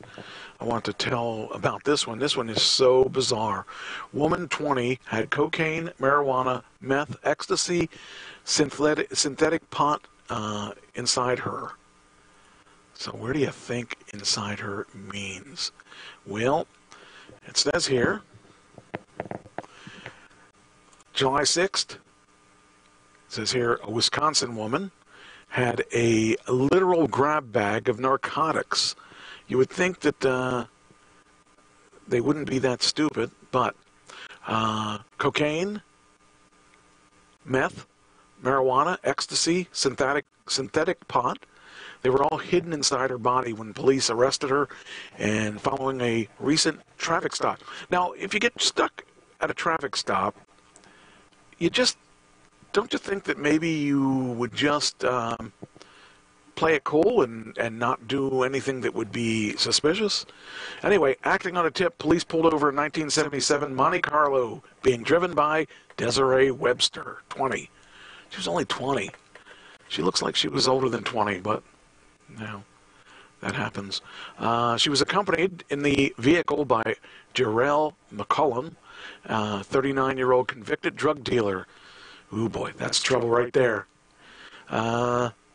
Investigators had been told that McCullum would travel with females and have them conceal contraband inside their body. Oh, boy. What an embarrassing way to get caught doing something. There's got to be a better place. Anyway, the Monte Carlo was stopped in Shawano, a city about 150 miles north of Milwaukee, where McCullum resides. Webster lives about 25 miles from Shawano. When the patrolman told Webster that police thought drugs were in her private parts, she claimed not to have any drugs in her. Webster, who had turned over to cops a small bag of pot that was in her bra, was arrested and transported to county lockup. When Webster refused to cooperate to a strip search, she was taken to a local health care facility where a CT scan revealed a baggy-type mass in her private area. Webster eventually removed what cops described as a plastic about the size of a fist from her vagina. Ooh, boy. You know, crime doesn't really pay. The baggie contained three other baggies that held cocaine, meth, ecstasy, marijuana, synthetic cannabis, and a white powder containing 1.5 grams was also found. But police couldn't make a positive field ID on this substance. A criminal complaint notes that the drug dog, Rican, alerted the presence of narcotics inside the Monte Carlo. The canine reportedly showed an extreme level of interest in the driver's seat. Now, you know, I think about this from time to time. How cool is it that you can train your dog to do that stuff? I just think that's really cool. I wish that, you know, my dog was smart enough to do that. I'd be out there making him make the living and me living off of him. But, yeah, it's really weird to think about that. So she got in trouble, and this is because he's a drug dealer and she wanted to be around him for whatever reason. Or maybe he promised her so much drugs, but I don't know. Seems to me that she's going to go away for quite a while because of all this stuff. So it's not like she had one drug, she had several drugs. And now who knows what she's in for. I would have thought that she would have been a little bit smarter, but I don't know why I would think that. Because those kind of people, they don't even think. And then they say it's because I'm you know, poor or whatever. They always pick on me. But when you do things like that, I have no sorry feelings for you. In my life, I've never gotten in trouble for that kind of stuff. I did get in trouble for alcohol in my vehicle, and I got fined. But it was weird because I got fined for not drinking, but it was because my vehicle was being used, and the other people that were in my vehicle, the three other people, were drinking, and we were all underage, so I got a nasty fine and that followed me. That followed me for 20 years after I, you know, well, probably about 15, I'd say about 15 years after I had done that. It followed me every time I tried to get, in fact, my first wife, they threatened to uninsure her because I had gotten in trouble, and because that was an alcohol thing, even though I wasn't a drinker. So it follows you for a long time. So, yeah, it is what it is.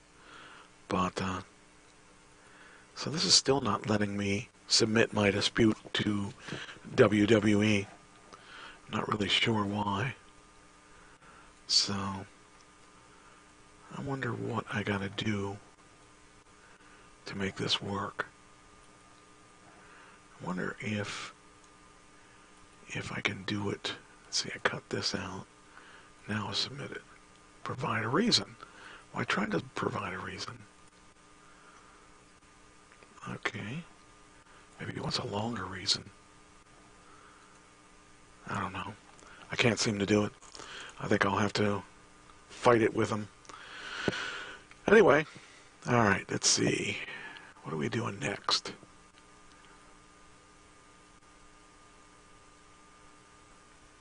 Okay. So, Halloween actress was, it says here, let me hit this button.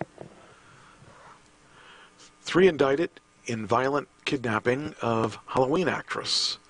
So, we had the woman, let me see here. 3 people have been indicted on charges of kidnapping an actor in South LA last year and holding them for $10,000 ransom. According to the indictment, Halloween Resurrection actress Daisy McCracken and actor Joe Capone were kidnapped at her home on May 3rd, 2017. Prosecutors alleged that two men, Keith Stewart and John Tay Jones, pistol-whipped Capone and dragged him into the car. McCracken was also forced into the vehicle, and the suspects put canvas hoods over the victims' heads. Prosecutors say that the pair were taken taken to Jones' home in Compton, where Capone was stripped naked and forced into a bathtub where he was held without food for 30 hours. He was also beaten, punched, and kicked when he tried to protect McCracken, according to the indictment. The following day, Jones and Amber Neal allegedly took McCracken to two Bank of America locations and forced her to withdraw $100. McCracken was then forced to write a check to Neal for $10,000 in ransom, and according to the indictment, the suspects also allegedly stole McCracken's car, a 2011 Lexus, and McCracken was dropped off at her home, where she was able to contact police. Neal was arrested on Monday and is being held on $1 million bail. Her arrest was captured on video by a passerby and posted on Twitter by a person who questioned why she was being held at gunpoint with her hands raised. The Los Angeles Police Department confirmed Tuesday that the woman in the video was Neal. This happened today in Inglewood. The police stopped this woman and drew guns out at her, even though, clear as day, she had nothing in her hands. So, I guess, let's see if this gives me a picture of that. Nope, that doesn't even exist. All right. Okay, put it back. All right. I don't know. This is, in this day and age, to actually to go and try to hold somebody up or try to kidnap somebody. There's so many cameras out. It's bizarre to think that that they would actually do that. Be a little bit more discreet, I guess. I don't know, but they'll always catch you. It's not like you can get away with it. I'm trying to get this thing to work here. Okay, it's not doing it. Why is it not playing? Oh, I see. All right, let's try this again. Kidnapping of actress Daisy McCracken and actor Joseph Capone during a failed rant. Now, first off, a name McCracken, I would change my name. I mean, I realize that was her real name, but still, Daisy McCracken. That sounds funny. Anyway. Some plot back in May. The LAPD responding to the now unsealed indictment after this video of them arresting one of the suspects went viral Monday, raising some concerns among the community there. The trio allegedly tortured Capone, maiming him, holding him naked in a bathtub without food for 30 hours. They also forced McCracken to sign a $10,000 check before she managed to escape and alert police. If convicted, they each face sentences of up to life in prison. Serves them right. I mean, you go and do that kind of thing and be violent about it, especially. I mean, geez. It's only a matter of time. You play the game, you're going to get caught. That's the way I look at it. So, all right, let's see what else we got here. We got a post goes viral after unsympathetic manager denies woman a day off and tells her son while the son's on life support. Oh boy, that's hard to believe that there's people that cruel. I don't know what to even think about this. These people are just wacko. I can't even imagine. But according to this, a convenience store manager has been fired by Folk Oil, owner of the PS Food Mart, and after a Facebook post went viral on Saturday. So that's just strange to think about this. That some people are just really, really crazy and heartless. It says Crystal Reynolds Fisher, a woman who works at PS Food Mart in Michigan, texted her manager that she would not be able to make her shift within 48 hours because her son was on life support. Now, you would think that any normal person would be okay because they're on life support. They would, they would probably say, hey, come back as soon as you can, but do what you got to do. But apparently that's not the way this particular person is. The manager denied her day off with mom with son that's on life support. So while most people would respond by sending their well wishes to the family and being supportive of the time off, this woman was shocked social media users with her cruel response. The former boss, listed only as Dawn on the screenshots, wrote, "There's no reason you can't work, and I won't tolerate drama."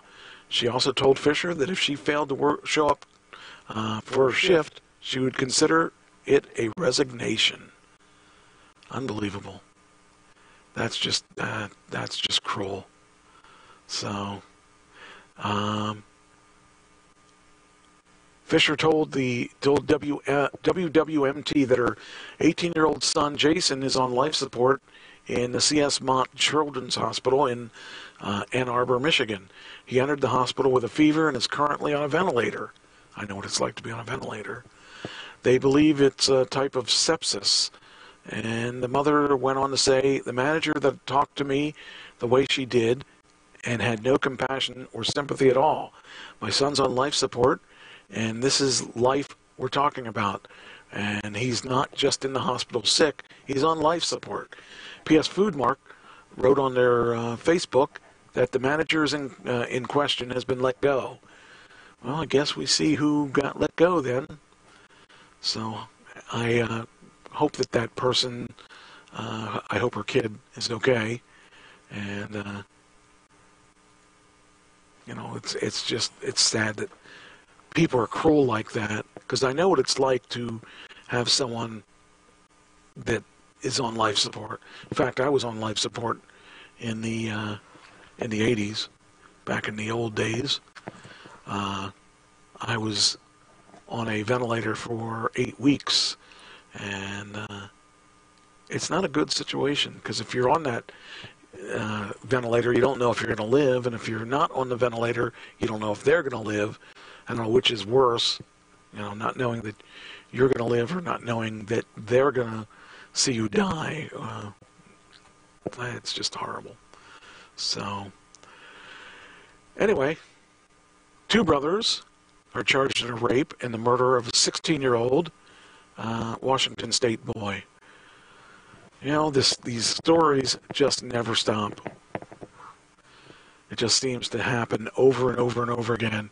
2 brothers were charged Monday in the murder of a 16-year-old Washington State boy whose body was found in a shallow grave last week. I just don't know where these people are coming from or why they insist on, being cruel and unusual. There's just no reason for this kind of stuff to happen, but every story gets worse and worse as we keep going, and it seems that expected to appear in Lewis County Superior Court. They're expected to be charged with murder of 16-year-old Benjamin Eastman. One of the suspects is a teenager himself, and we're hearing that he's possibly going to be charged as an adult in this case. The coroner's office says 16-year-old Benjamin died from a blunt force trauma to the head. His remains were discovered in a shallow grave in the town of Randall by the Lewis County Sheriff's Office days after the teen's dad reported him missing. Those who knew Benjamin well say he was someone who was kind and friendly. Why do you got to kill somebody? Why can't you, why can't you just live your life? Why do you got to kill somebody? Kind of funny, just a guy that everybody liked. If you ever needed something, he was there. You'd call him, he'd give anybody the shirt off his back. When detectives got the missing persons report, they went looking for Benjamin's friend because that friend was the last known person to have had contact with Benjamin. Now, that friend is a suspect in this case, along with his older brother. They were arrested in Ellensburg last week. And again, we're expecting to learn a lot more about this case in the next hour. Unbelievable. I just don't get it. I really don't. I just don't understand people and how cruel they can be. And it doesn't make sense to me. But what does? You know, the world's just gone crazy. So, anyway, despite pleas, American gets 4 years in Chinese prison. Well, what do you think that person did to possibly deserve that? Well, you got to be careful when you're out of the country because there's no one there to save you. I mean, that one person got lucky because Trump stepped in and negotiated his release from South Korea, but I don't know. It just seems that when you're traveling out of the country, the last thing you want to do is get in trouble. But it says here, the lights remain on Wednesday night, turned into Thursday morning, in a small but tidy house in northeast Detroit. A gang-dominated neighborhood dubbed the Red Zone by locals, and one of the most dangerous in America by federal prosecutors. Antoine Brown had successfully raised her son, Wendell, out of this area. Though a star football career at King High School, then Ball State University in Indiana, when Wendell, now 31, headed to China in 2016 to coach football for a professional league there, to offer youth instructional camps on the game and teach English as a second language. She and her husband, Travon King, had few worries about violence or crime or trouble at all. Yet, here they were, staying up all night to await word from the Chinese court 12 hours ahead about the future of Wendell. They fretted like so many parents in their neighborhood about how one good thing could happen to their son against about a million bad. In September 2016, Wendell was at a friend's birthday party held in a bar in Chongqing, China. A fight broke out, and local men threw bottles at Wendell, who, along with his attorney and other witnesses, contend only defended himself by raising his arms and pushing the assailants away. Wendell, a 6-foot, 225-pound African-American, was arrested anyway and sent to Chinese jail. There was a proposed $100,000 settlement offer, but the family didn't have that much money or sophistication in the local legal system. Antoine and Travon own a small hairstyling studio along Detroit's blue-collar, I think it's Gratiot Avenue. Instead, Wendell took his chances in the Chinese court, where prosecutors enjoy 99% conviction rate, according to Amnesty International research.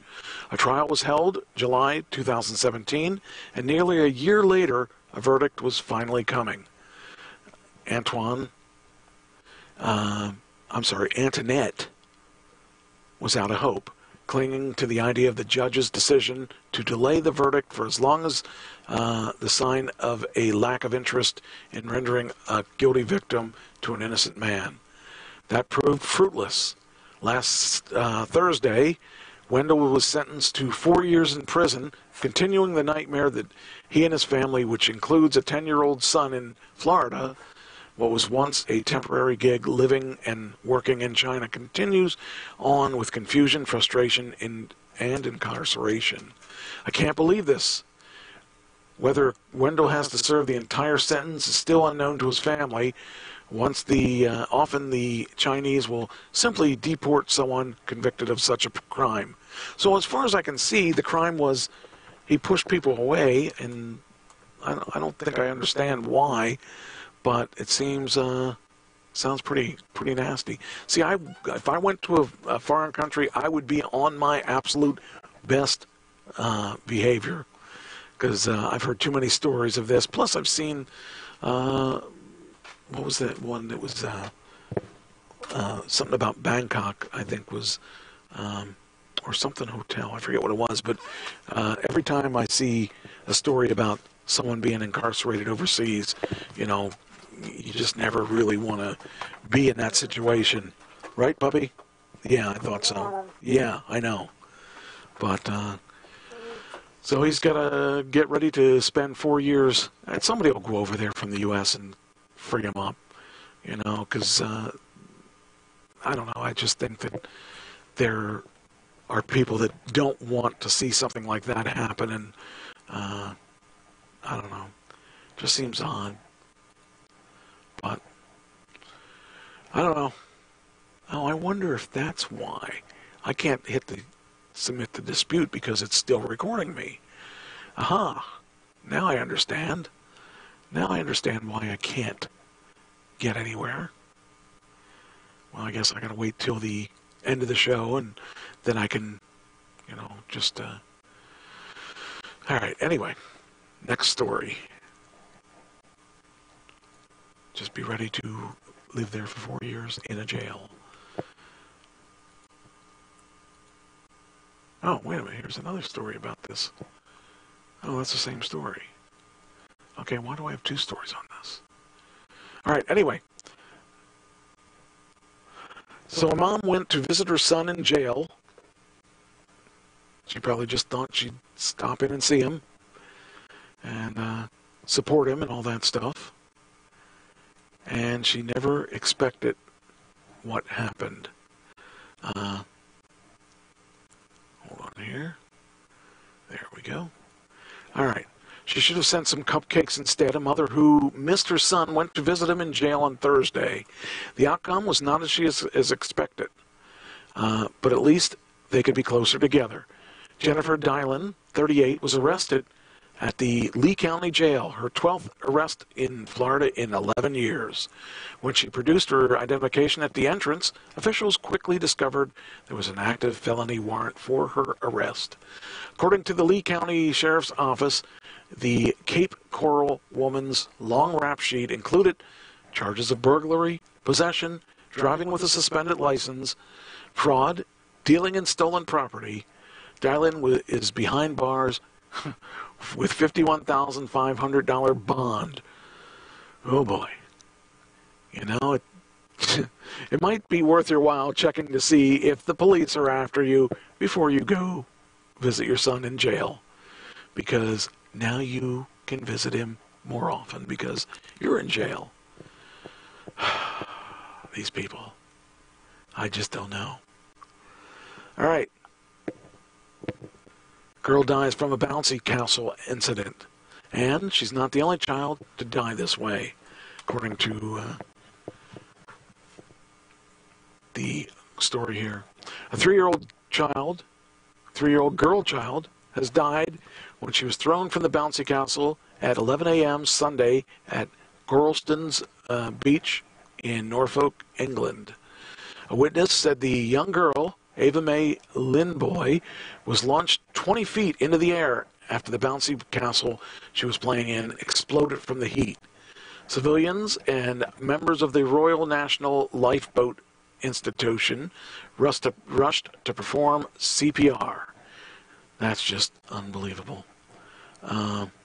Wait, here we go. Wait a minute. Oh, wait, there we go. Why am I not getting sound? Here we go. Institution rushed to perform CPR. That's just wait,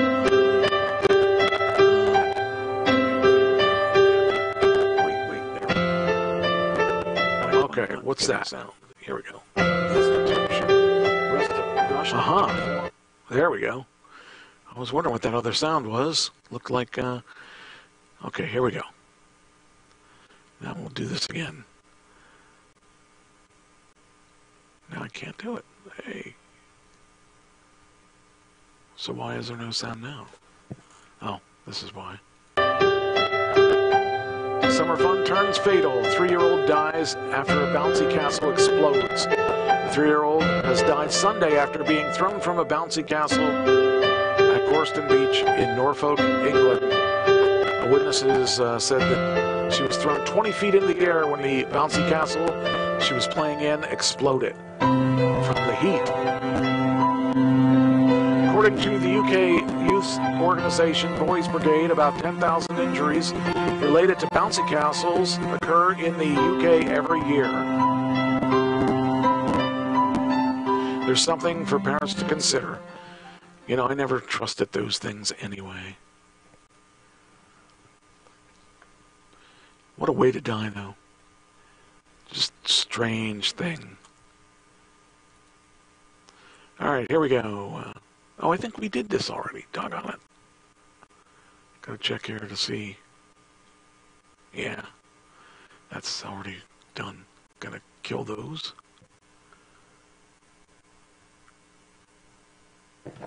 Let's kill all them stories. And then we go to... Where'd I go? Here we go. All right, we already talked about that. Okay. Huh. This is bizarre. Oh. This is, some people are just insane. That's all I've got to say. Because like this article is about a school board member calling the police head. Hi, ma'am. Can I just let her out to walk to school? My name's Stephanie Ross Muhammad. I'm on the school board. I'm a community member of this town. I'm sorry if I was speeding. Yes, you were speeding. That's why I'm stopping you. I didn't realize that I was speeding. You're doing 37 and a 25. I'm very sorry. Okay, do you have your driver's registration insurance, ma'am? I have it all. But okay. Can she get out and walk to school? Sure, that's fine. That's no problem. I'm so sorry. I hate it. And then my other daughter has to get to school and she's going to be late. Okay, ma'am, I'll just try to get you out of here as quickly as I can, okay? And I'm scared of cops because scared of cops. Just get out of the car and go away. And let me get her. This was just a couple weeks ago. Man, do you want me to call you an ambulance? No, I don't want you to call me an ambulance. Okay. That's an insult. Okay, I'm just wondering. You look like you might be having a panic attack or some anxiety. Call me an ambulance. Okay, no problem. I want you to call. Do you have your driver's registration insurance, ma'am? The police officer seems real calm. Okay.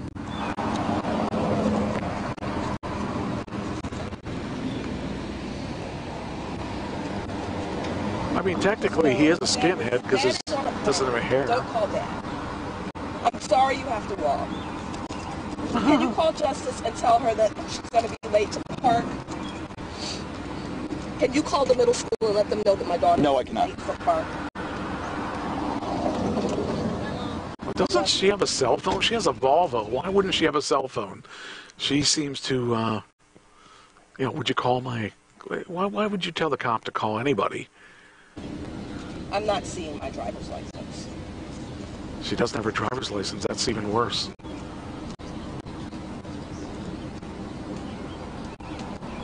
Why did she have her kid walk, too? I have a driver's license. Can you look at my driver's license? I'm not seeing it. So you're telling me that you don't have your driver's license? I'm telling you that I don't. Okay, do you have your insurance card? She has a Volvo. Why can't she find anything? Are you Maplewood Cop? No, ma'am. South Orange. South Orange, great. I'm Yes, ma'am. call Sheena right now. Okay. Ma'am, this is expired. Do you have the new one? Oh, she's in trouble. She's expired.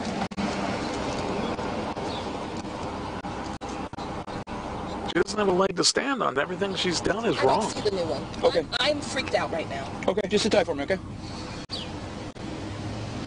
You're going to find out that she probably doesn't have a good driver's license.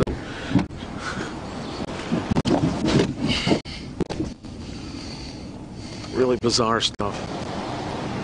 Oh, she found something. And I just called her. She's on the other line. Maybe you could put to my husband. Okay, you could just put that back in the car, ma'am. I saw when you were hanging out the window. You didn't need to keep your arm out the window. I wanted you to know that I had my driver's license. Okay. Are you sure you're okay to drive, ma'am? I'm okay to drive. My child is at home and she has park today, and okay. I need to get her to school. Okay, well, I'll get this done as quick as possible, okay, ma'am? Here's your driver's license and the expired registration card. Excuse me, the registration and the insurance card, okay? Ma'am, I wrote you a summons for the speed. I also issued you one for failing to have a valid insurance card in your possession, okay? What you're going to do with that summons is a mandatory court appearance, because what they're going to need to do is make sure that you had insurance on the date and time that you were stopped. Okay, the only thing they're going to do is just check. Don't have my head. I can send you your insurance card. He will send the insurance. The ticket's already written, ma'am. So what you can do is... Doesn't make any sense. If my husband is telling you right now, because for me to have to go to court, now you want me to go to court? I don't want to go to court. I have insurance. She doesn't want to go to court. Okay, ma'am, the ticket's already written. I can't void a summons once it's already written. I'll call Sheena. That's fine. You're more than welcome to do that, ma'am. Skinhead cop. Skinhead cop. Okay. Ma'am, if you have any other questions, reference the court date, maybe you can't make it, just call this number up top, speak to our court administrator. They'll work with you as far as scheduling another date for you. Okay, ma'am? Do you have any questions for me? I don't have any questions. All right, ma'am. Drive safe. Oh, man, there's people everywhere that is just whacked out people. I just can't understand that. When I talk to an officer, I'm about as nice as I could be to him, and I never gotten out of a ticket or anything. I'm just real nice to him because I don't need him being upset with me. So when I see this kind of thing, it just amazes me that other people don't have the respect for the policeman that they should have. It's nuts. It really is, and especially her. She calls him a skinhead because he's doing his job, and just amazing to me. But I don't know, pretty funny. Then we got, where's it at here? This is a weird one. Oh wait, that's not the one, is it? Hey guys, how's it going? I think it's not the one. Today I want to show you my awesome new Wix website. Shut up. I'm checking here to see if that's what I want. Just, that's not it. That's not it. There it is. Okay. I got this really scary dash cam video. This is... There's all kinds of people out there. Hey, what's up, my friend Calic and I here. I don't care. And and they give licenses to just about everybody. And I don't know what this person was on, what they were drinking, what they were doing, but these kind of people scare me when I see these people out there driving, because they shouldn't be. I don't know. You know, they say, would you get your license out of a Cracker Jack box or whatever? I think this person did get their license out of a Cracker Jack box. As soon as I get this, we'll flip on over to it. Just waiting for them to finish this. Waiting for them to finish it. Boy, this is a long commercial. Come on, let's finish this up. Oh, good, I can hit that. There we go.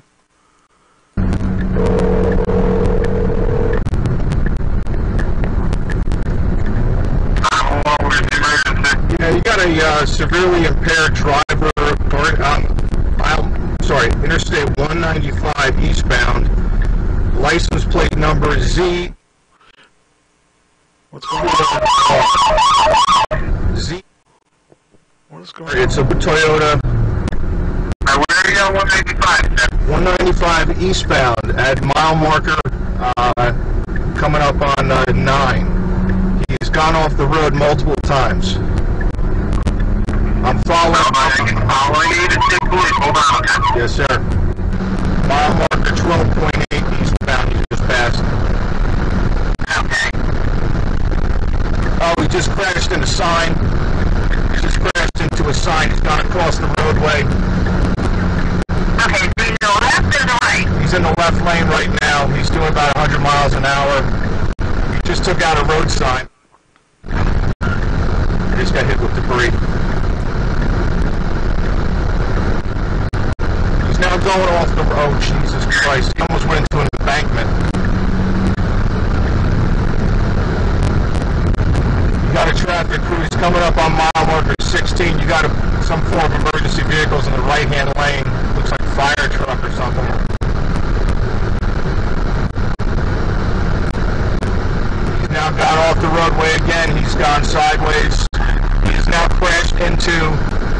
other side, oncoming traffic.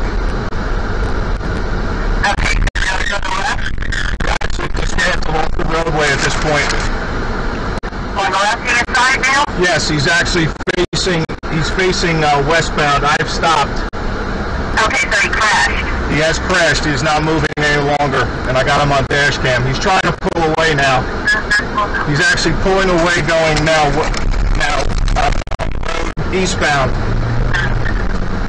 One male. I'm not sure why when they had him, when he was sitting there without, I mean, it could be a legal thing, but he's sitting there in the middle of between the two roads in the middle, not moving. Why he didn't move in with his car so he couldn't move out and start driving again. Maybe, I mean, I don't know what protocol is, but you would imagine that that would have made more sense than to let him go driving. You know, you got a 2,000-pound car, 4,000-pound car, whatever it is, and this guy's like driving a missile, and the guy didn't stop him. Mustache. Okay, 1 second.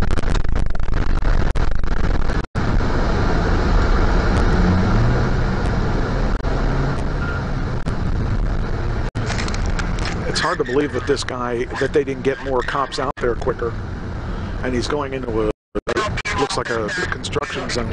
Maybe 16, not. he's coming up on 16. It looks like he's trying to make a right-hand turn on 16. I'll monitor it for you.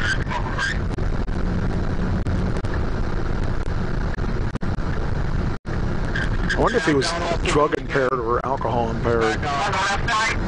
He's back on the roadway. Okay. Passing mile marker 18.8.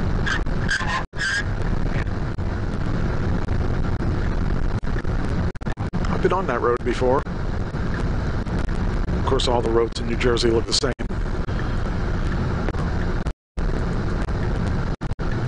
It's crazy.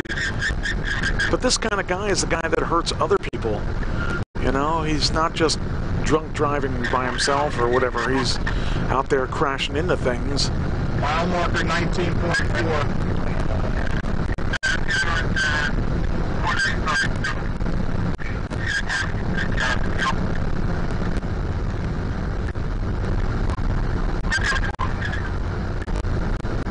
Okay, just keep giving me an update on your house, okay?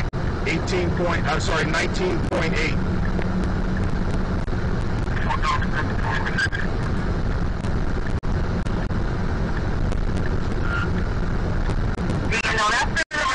He's in the left lane and left shoulder.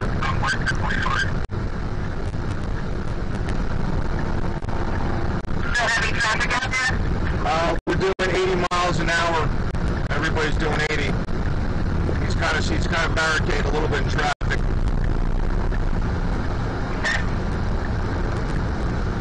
So where do you think he's going? Does he know he's being followed by a cop? What's your miles on now? 20.6.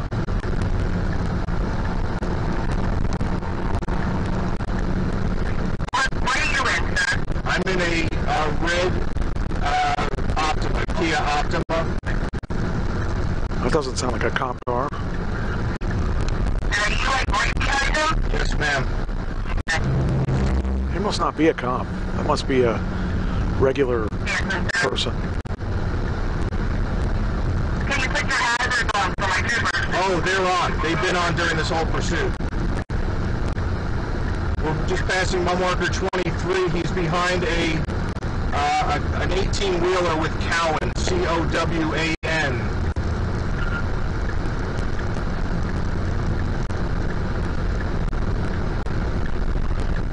My question is he going to wreck? That's the big question. I see a trooper coming back. He's about a mile behind me right now. So this guy is just a civilian out driving his Kia. Oh, he finally hit somebody. Jesus Christ. He just ran a white car off the road, no injuries. The trooper's right there, and he got him. You got him. You got him. And the cop finally gets him. I have pulled over behind the trooper. I'm going to stay back here until he needs to see me. All right, yep. Yes, ma'am. That's amazing. Amazing. Well, I wonder what it was. Was it alcohol? Was it drugs? Who knows? But hopefully that won't. Guy with the gun. Okay, yeah. Hopefully that will be the last time that guy drives for a while. I would imagine they would take his license for a period of time, but it's hard to say. Just amazes me, though, because those kind of people, like I said, they cause more people problems. So, I don't know. It's been going on for a time, though. So, if you were out on a date, and let's say you're a female and you're out on a date, and you wanted to, your date's not going so well. So what do? It says here, ladies, ordering this shot at the bar could save your life. So this is something I never knew. This is a secret code to escape sketchy Tinder dates. It says, ladies, we've all been in uncomfortable dates, but the next time you get seriously bad vibes from the guy you're with, there's a safe way out of the situation. It's called the Angel Shot. It's not an alcoholic beverage, but it's a way to discreetly tell the bartender you need help. So if you ever needed help, and you can't say to the, you can't say to your date you got to be careful what you're saying. But if the guy's a psycho, or you don't want to hurt his feelings maybe, or whatever, you can ask for an Angel Shot. The first time we heard about it was in December, when the Tampa Bay Times wrote about a Florida restaurant calling the Iberian Rooster that had the sign in the woman's bathroom aimed at ladies in sketchy situations. It's your Tinder or Plenty of Fish date that they don't want, that they said they were on, is your Tinder or Plenty of Fish date not who they said they were on their profile? Do you feel unsafe, or do you feel just a tad bit weird? The sign encourages women to order an Angel Shot in one of three ways if they say yes to those situations. If you order an Angel Shot neat, the Rooster's bartender will escort you to your vehicle. If you order it with ice, they'll call you an Uber or Lyft. If you order the shot with lime, the bartender will straight up call the police. So that's something special. Us guys would never know that. The owner of the Rooster, the owner of the Rooster, Russell Andrade, said he got the idea from a similar sign in bars in England that went viral on social media last year. The signs told distressed women to ask for Angela. And inside the, was a picture like this. It was inside their bathroom. It says, "Hi, I'm Angela. Are you on a date that isn't working? Do you feel like you're not in a safe situation? Is your Tinder or POF date not who they said they were? Does it feel a bit weird?" And it says, if you go to the bar and ask for Angela, the bar staff will know that you need help. So it's kind of cool how they decided to do this a different way with that drink. So, Hooters has one, and it says, is your Tinder date or Plenty of Fish date not who, it says the same thing. It says here, we're here to help you. Just go to the bar and ask for an Angel Shot. Neat. Your bartender will escort you to your vehicle. With ice, your bartender will call an Uber or Lyft for you. With lime, your bartender will call the police. We'll handle everything discreetly and without a lot of fuss. We've been there before. So that's good. I like it. I think it's really cool. It's kind of interesting because, obviously, being a guy, I've not ever had to worry about my date killing me or anything, but it is something to think about. It's something that, you as a woman might have problems with. But, I saw that and I thought it was pretty funny. And, who knows? It may save a life, but I don't know. Here was a really strange one, too. Your teacher is trying to hypnotize... it says, teacher accused of trying to hypnotize students and forcing them to call him master. There is the strangest stuff in the world when I see this. Like, I never would have imagined that being a situation that you would run into with them. But, I mean, teachers are now sleeping with their students, too, so I think that is a possibility that they're just a little bit not stable. Girls out of class and bringing them into an empty classroom, Hummelstown. making them perform puppet shows, trying to hypnotize Wow, East Hanover. them, forcing them That's to call I went to master. South Hanover. These were some of the details released in a disturbing affidavit involving a child abuse case against 39-year-old James Menzer. Multiple agencies conducting this in-depth investigation, and what they discovered that Menzer had inappropriate contact with 5 separate female students, ranging in ages from 8, 9, and 3 11-year-olds. Menzer was a third-grade teacher at East Hanover Elementary School in East Hanover Township, Dauphin County, since 2003. Trooper Brent Miller with the Pennsylvania State Police says the alleged abuse began in August 2017 and was reported to police by the school in February of 2018. Upon learning of the activity, the school immediately contacted law enforcement. It's a great day for law enforcement that we were able to paint this picture with all these puzzle pieces and put together with 5 female victims and take this perpetrator off the streets. According to the affidavit, Menzer would go to different classrooms when there was a substitute teacher, claiming he was working on projects with the girls who were involved. He would tell the substitute the regular teacher was aware of the project and bring the girls to his empty classroom. Only one of the victims was sexually assaulted, saying she was touched on her arms, legs, and groin area despite her opposition. None of the known victims were in Menzer's class, and police fear there could be more unreported cases. We want the public to reach out to us if they believe that their child was a victim to this individual. This is still actually an active case, even though he was charged, that there still may be more victims out there. According to a statement from the school, Menzer was placed on administrative leave when these first allegations were brought up and will remain on leave pending the outcome of the legal proceedings. He's facing a multitude of charges and is being held at the Dauphin County Judicial Center. Reporting in East Hanover Township, Dauphin County, Ashley Paul, Fox 43 News. That's unbelievable. So, I mean, the one was, let's see, third-grade teacher said one of the victims was 8, one was 9, and one was 11. If I was the parent of that guy, or of those kids, I would have to kill the guy, I think. That's one reason, that's one reason I would agree to allowing the parents to take care of business. Because someone like that can't be rehabilitated. One was, let's see here, one was 8, one was 9, and 3 were 11. That's just unreal. It says Menzer reportedly recorded the students with a classroom iPad or laptop computer while having a read. He also reportedly had some students perform a puppet show and attempted to hypnotize them with a necklace.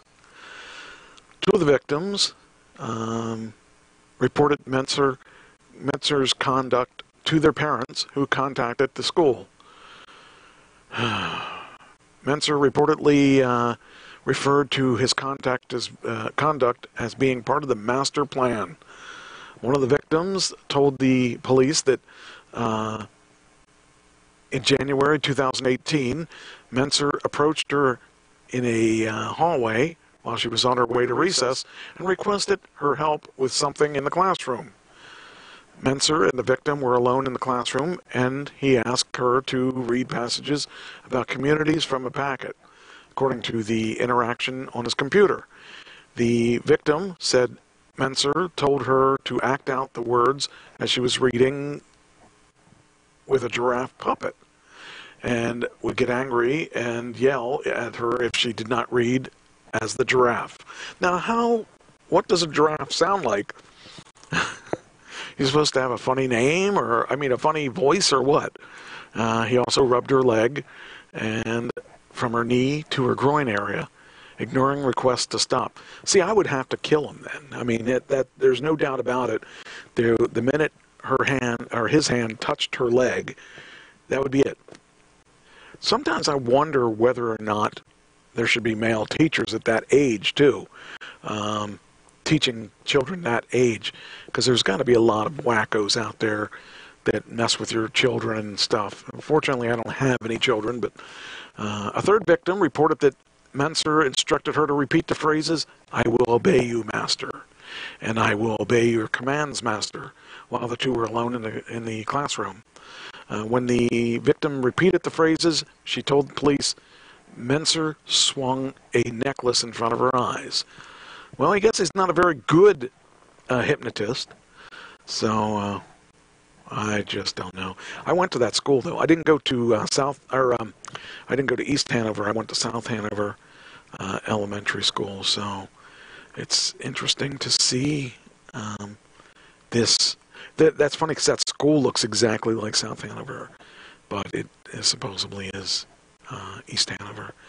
And what a wacko though to say that they're going to hypnotize you. I mean, I know a hypnotist.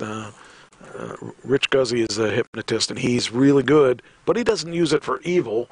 So there are those people out there that use it for evil, and apparently aren't very good at using it for evil because he didn't know what to do. Here's another one that's really strange. We've got the people that people that are just wacko this week. Man 23, busted for playing strip Uno with girls. Now, I don't see anything wrong with that, depending on what their ages are. But on July 2nd, an Arizona man played strip Uno with a pair of underage girls, according to the cops. So he was 23, and they were underage.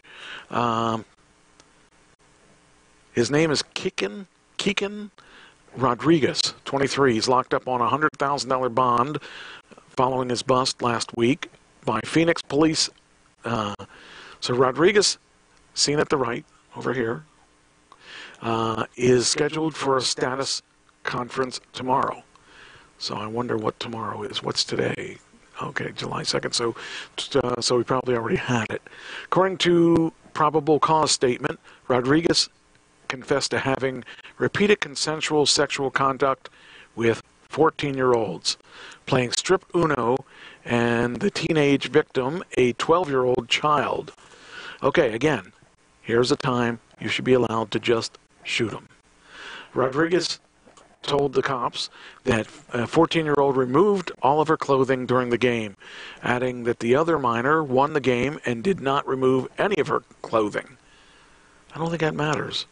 While Rodriguez denied inappropriately touching the younger child, the minor told police that he had touched her breast and buttocks over her bathing suit. Where are the parents? Why aren't the parents involved in this? If I had children that age, I mean, it's not like when I was a kid where we would, well, first off, boys are definitely different than girls, but we never really spent time that far away from our parents where we would be able to do that kind of stuff when we were 12 and 14 and all that. But again, it wouldn't happen with boys probably as much as guys being after girls that are young of age. That's sad. I think the guy should be definitely shot, and because that person's not ever going to be rehabilitated either. All these people are not rehabilitatable, if that's a word. So, if you want to play strip Uno with someone his own age, that'd be one thing. But I just don't understand. To me, it just makes no sense whatsoever. But those people are out there. Those people are constantly we're hearing new stories every week about someone that is doing something like this. So, anyway, so a high school installs 2 tanks outside the entrance, and I'm talking a tank like a big army tank when I'm talking about tank. So why did they put the 2 tanks outside the entrance? Well, it's to motivate students to study hard. I think that's, not sure that that would make me work any harder, but the school's infamous for being one of China's top cram schools where students live under military-style discipline while preparing for the Gaku, or Gakka. So they have these big tanks, and it kind of looks like this one's dressed up real nice. Anyway, an elite high school in the Hebei city of Handan, known for its military style of schooling, has further embraced that reputation by installing 2 actual decommissioned tanks outside of its main gates. I guess if you're going to a military school, that's kind of cool. If you're going to a regular school, that would be kind of intimidating. But it says here, we hope that all teachers and pupils with full equipment themselves with a fighting spirit and determination, that they are unafraid of hardship and sacrifice, and advance bravely together, daring to win at any cost. So that's what the principal said. They will not forget our mission of studying and working hard, struggling constantly until the end. Despite what it sounds like, what the principal is talking about is not sending students into battle, but preparing them for the Gakka. Gakka. Yeah, that's I don't know. I think it's Gakka. And the nationwide college entrance exam that will determine their future. So, I don't know. If that's what the kind of school you're going to, more power to you. I just think it's it kind of reminds me of the of Russia in its day, where they would have military styles, stuff like that, and just kind of funny. But hey, more power to them. If they want to go to a school like that, then that's what they would probably perceive the school to be like. And you know, you never know.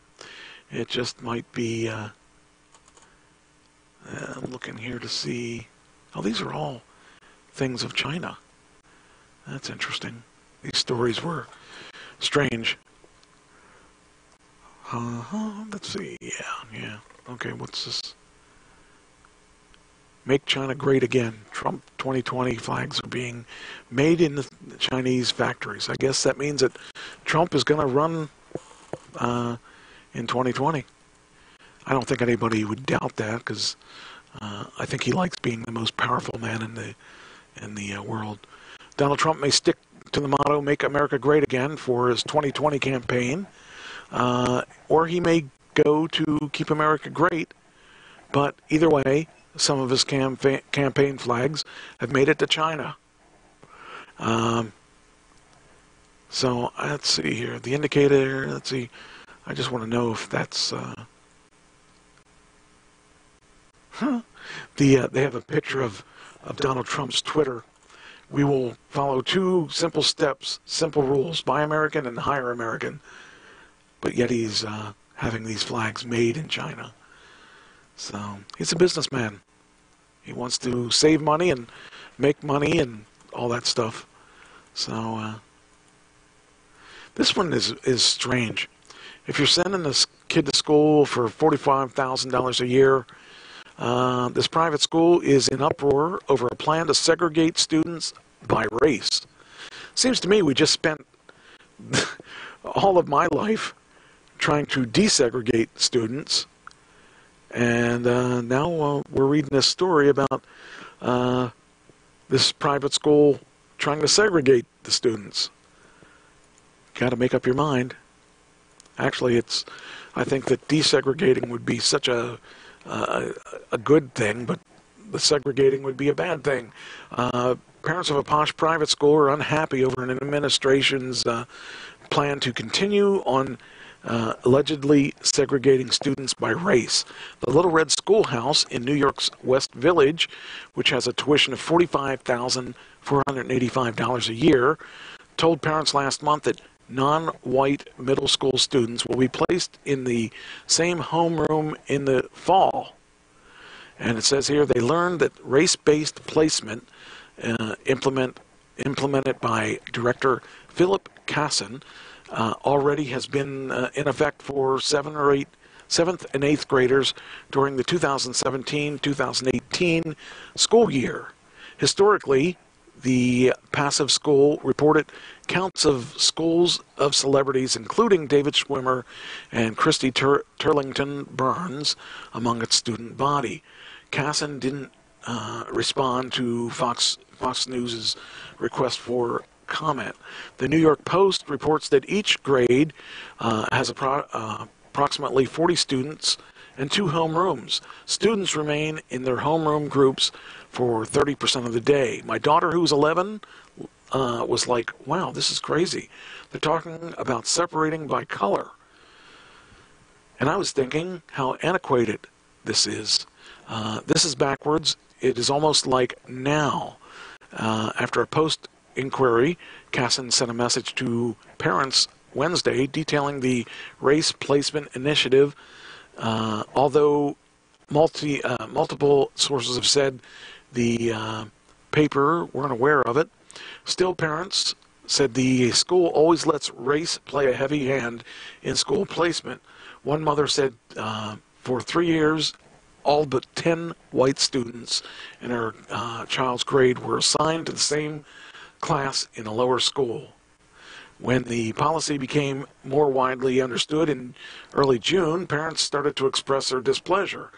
The Post reported that Casson, who made $403,000 in total compensation in 2016, emailed parents on June 12th to say placement policy would be reviewed. 8 days later, he mailed again, saying it would end the policy, but it would continue to keep race as a critical but primary determine. You know what I mean. How could a school possibly do that? I don't know if I would necessarily send a child to school that is separated by race. I wouldn't send a kid to school like race. I mean, we're trying to get away from it. We're trying to be one people, not trying to segregate people, and it just seems kind of nuts to make that determination that you want to continue down that road. So, anyway, all right, it's time to go. I want to thank you for listening, and hope you enjoyed it. So hopefully we'll have you here next week, and we'll figure out what is going on with my show and whether or not we are censored. So, all right, I will talk to you later on. And remember, the most important part is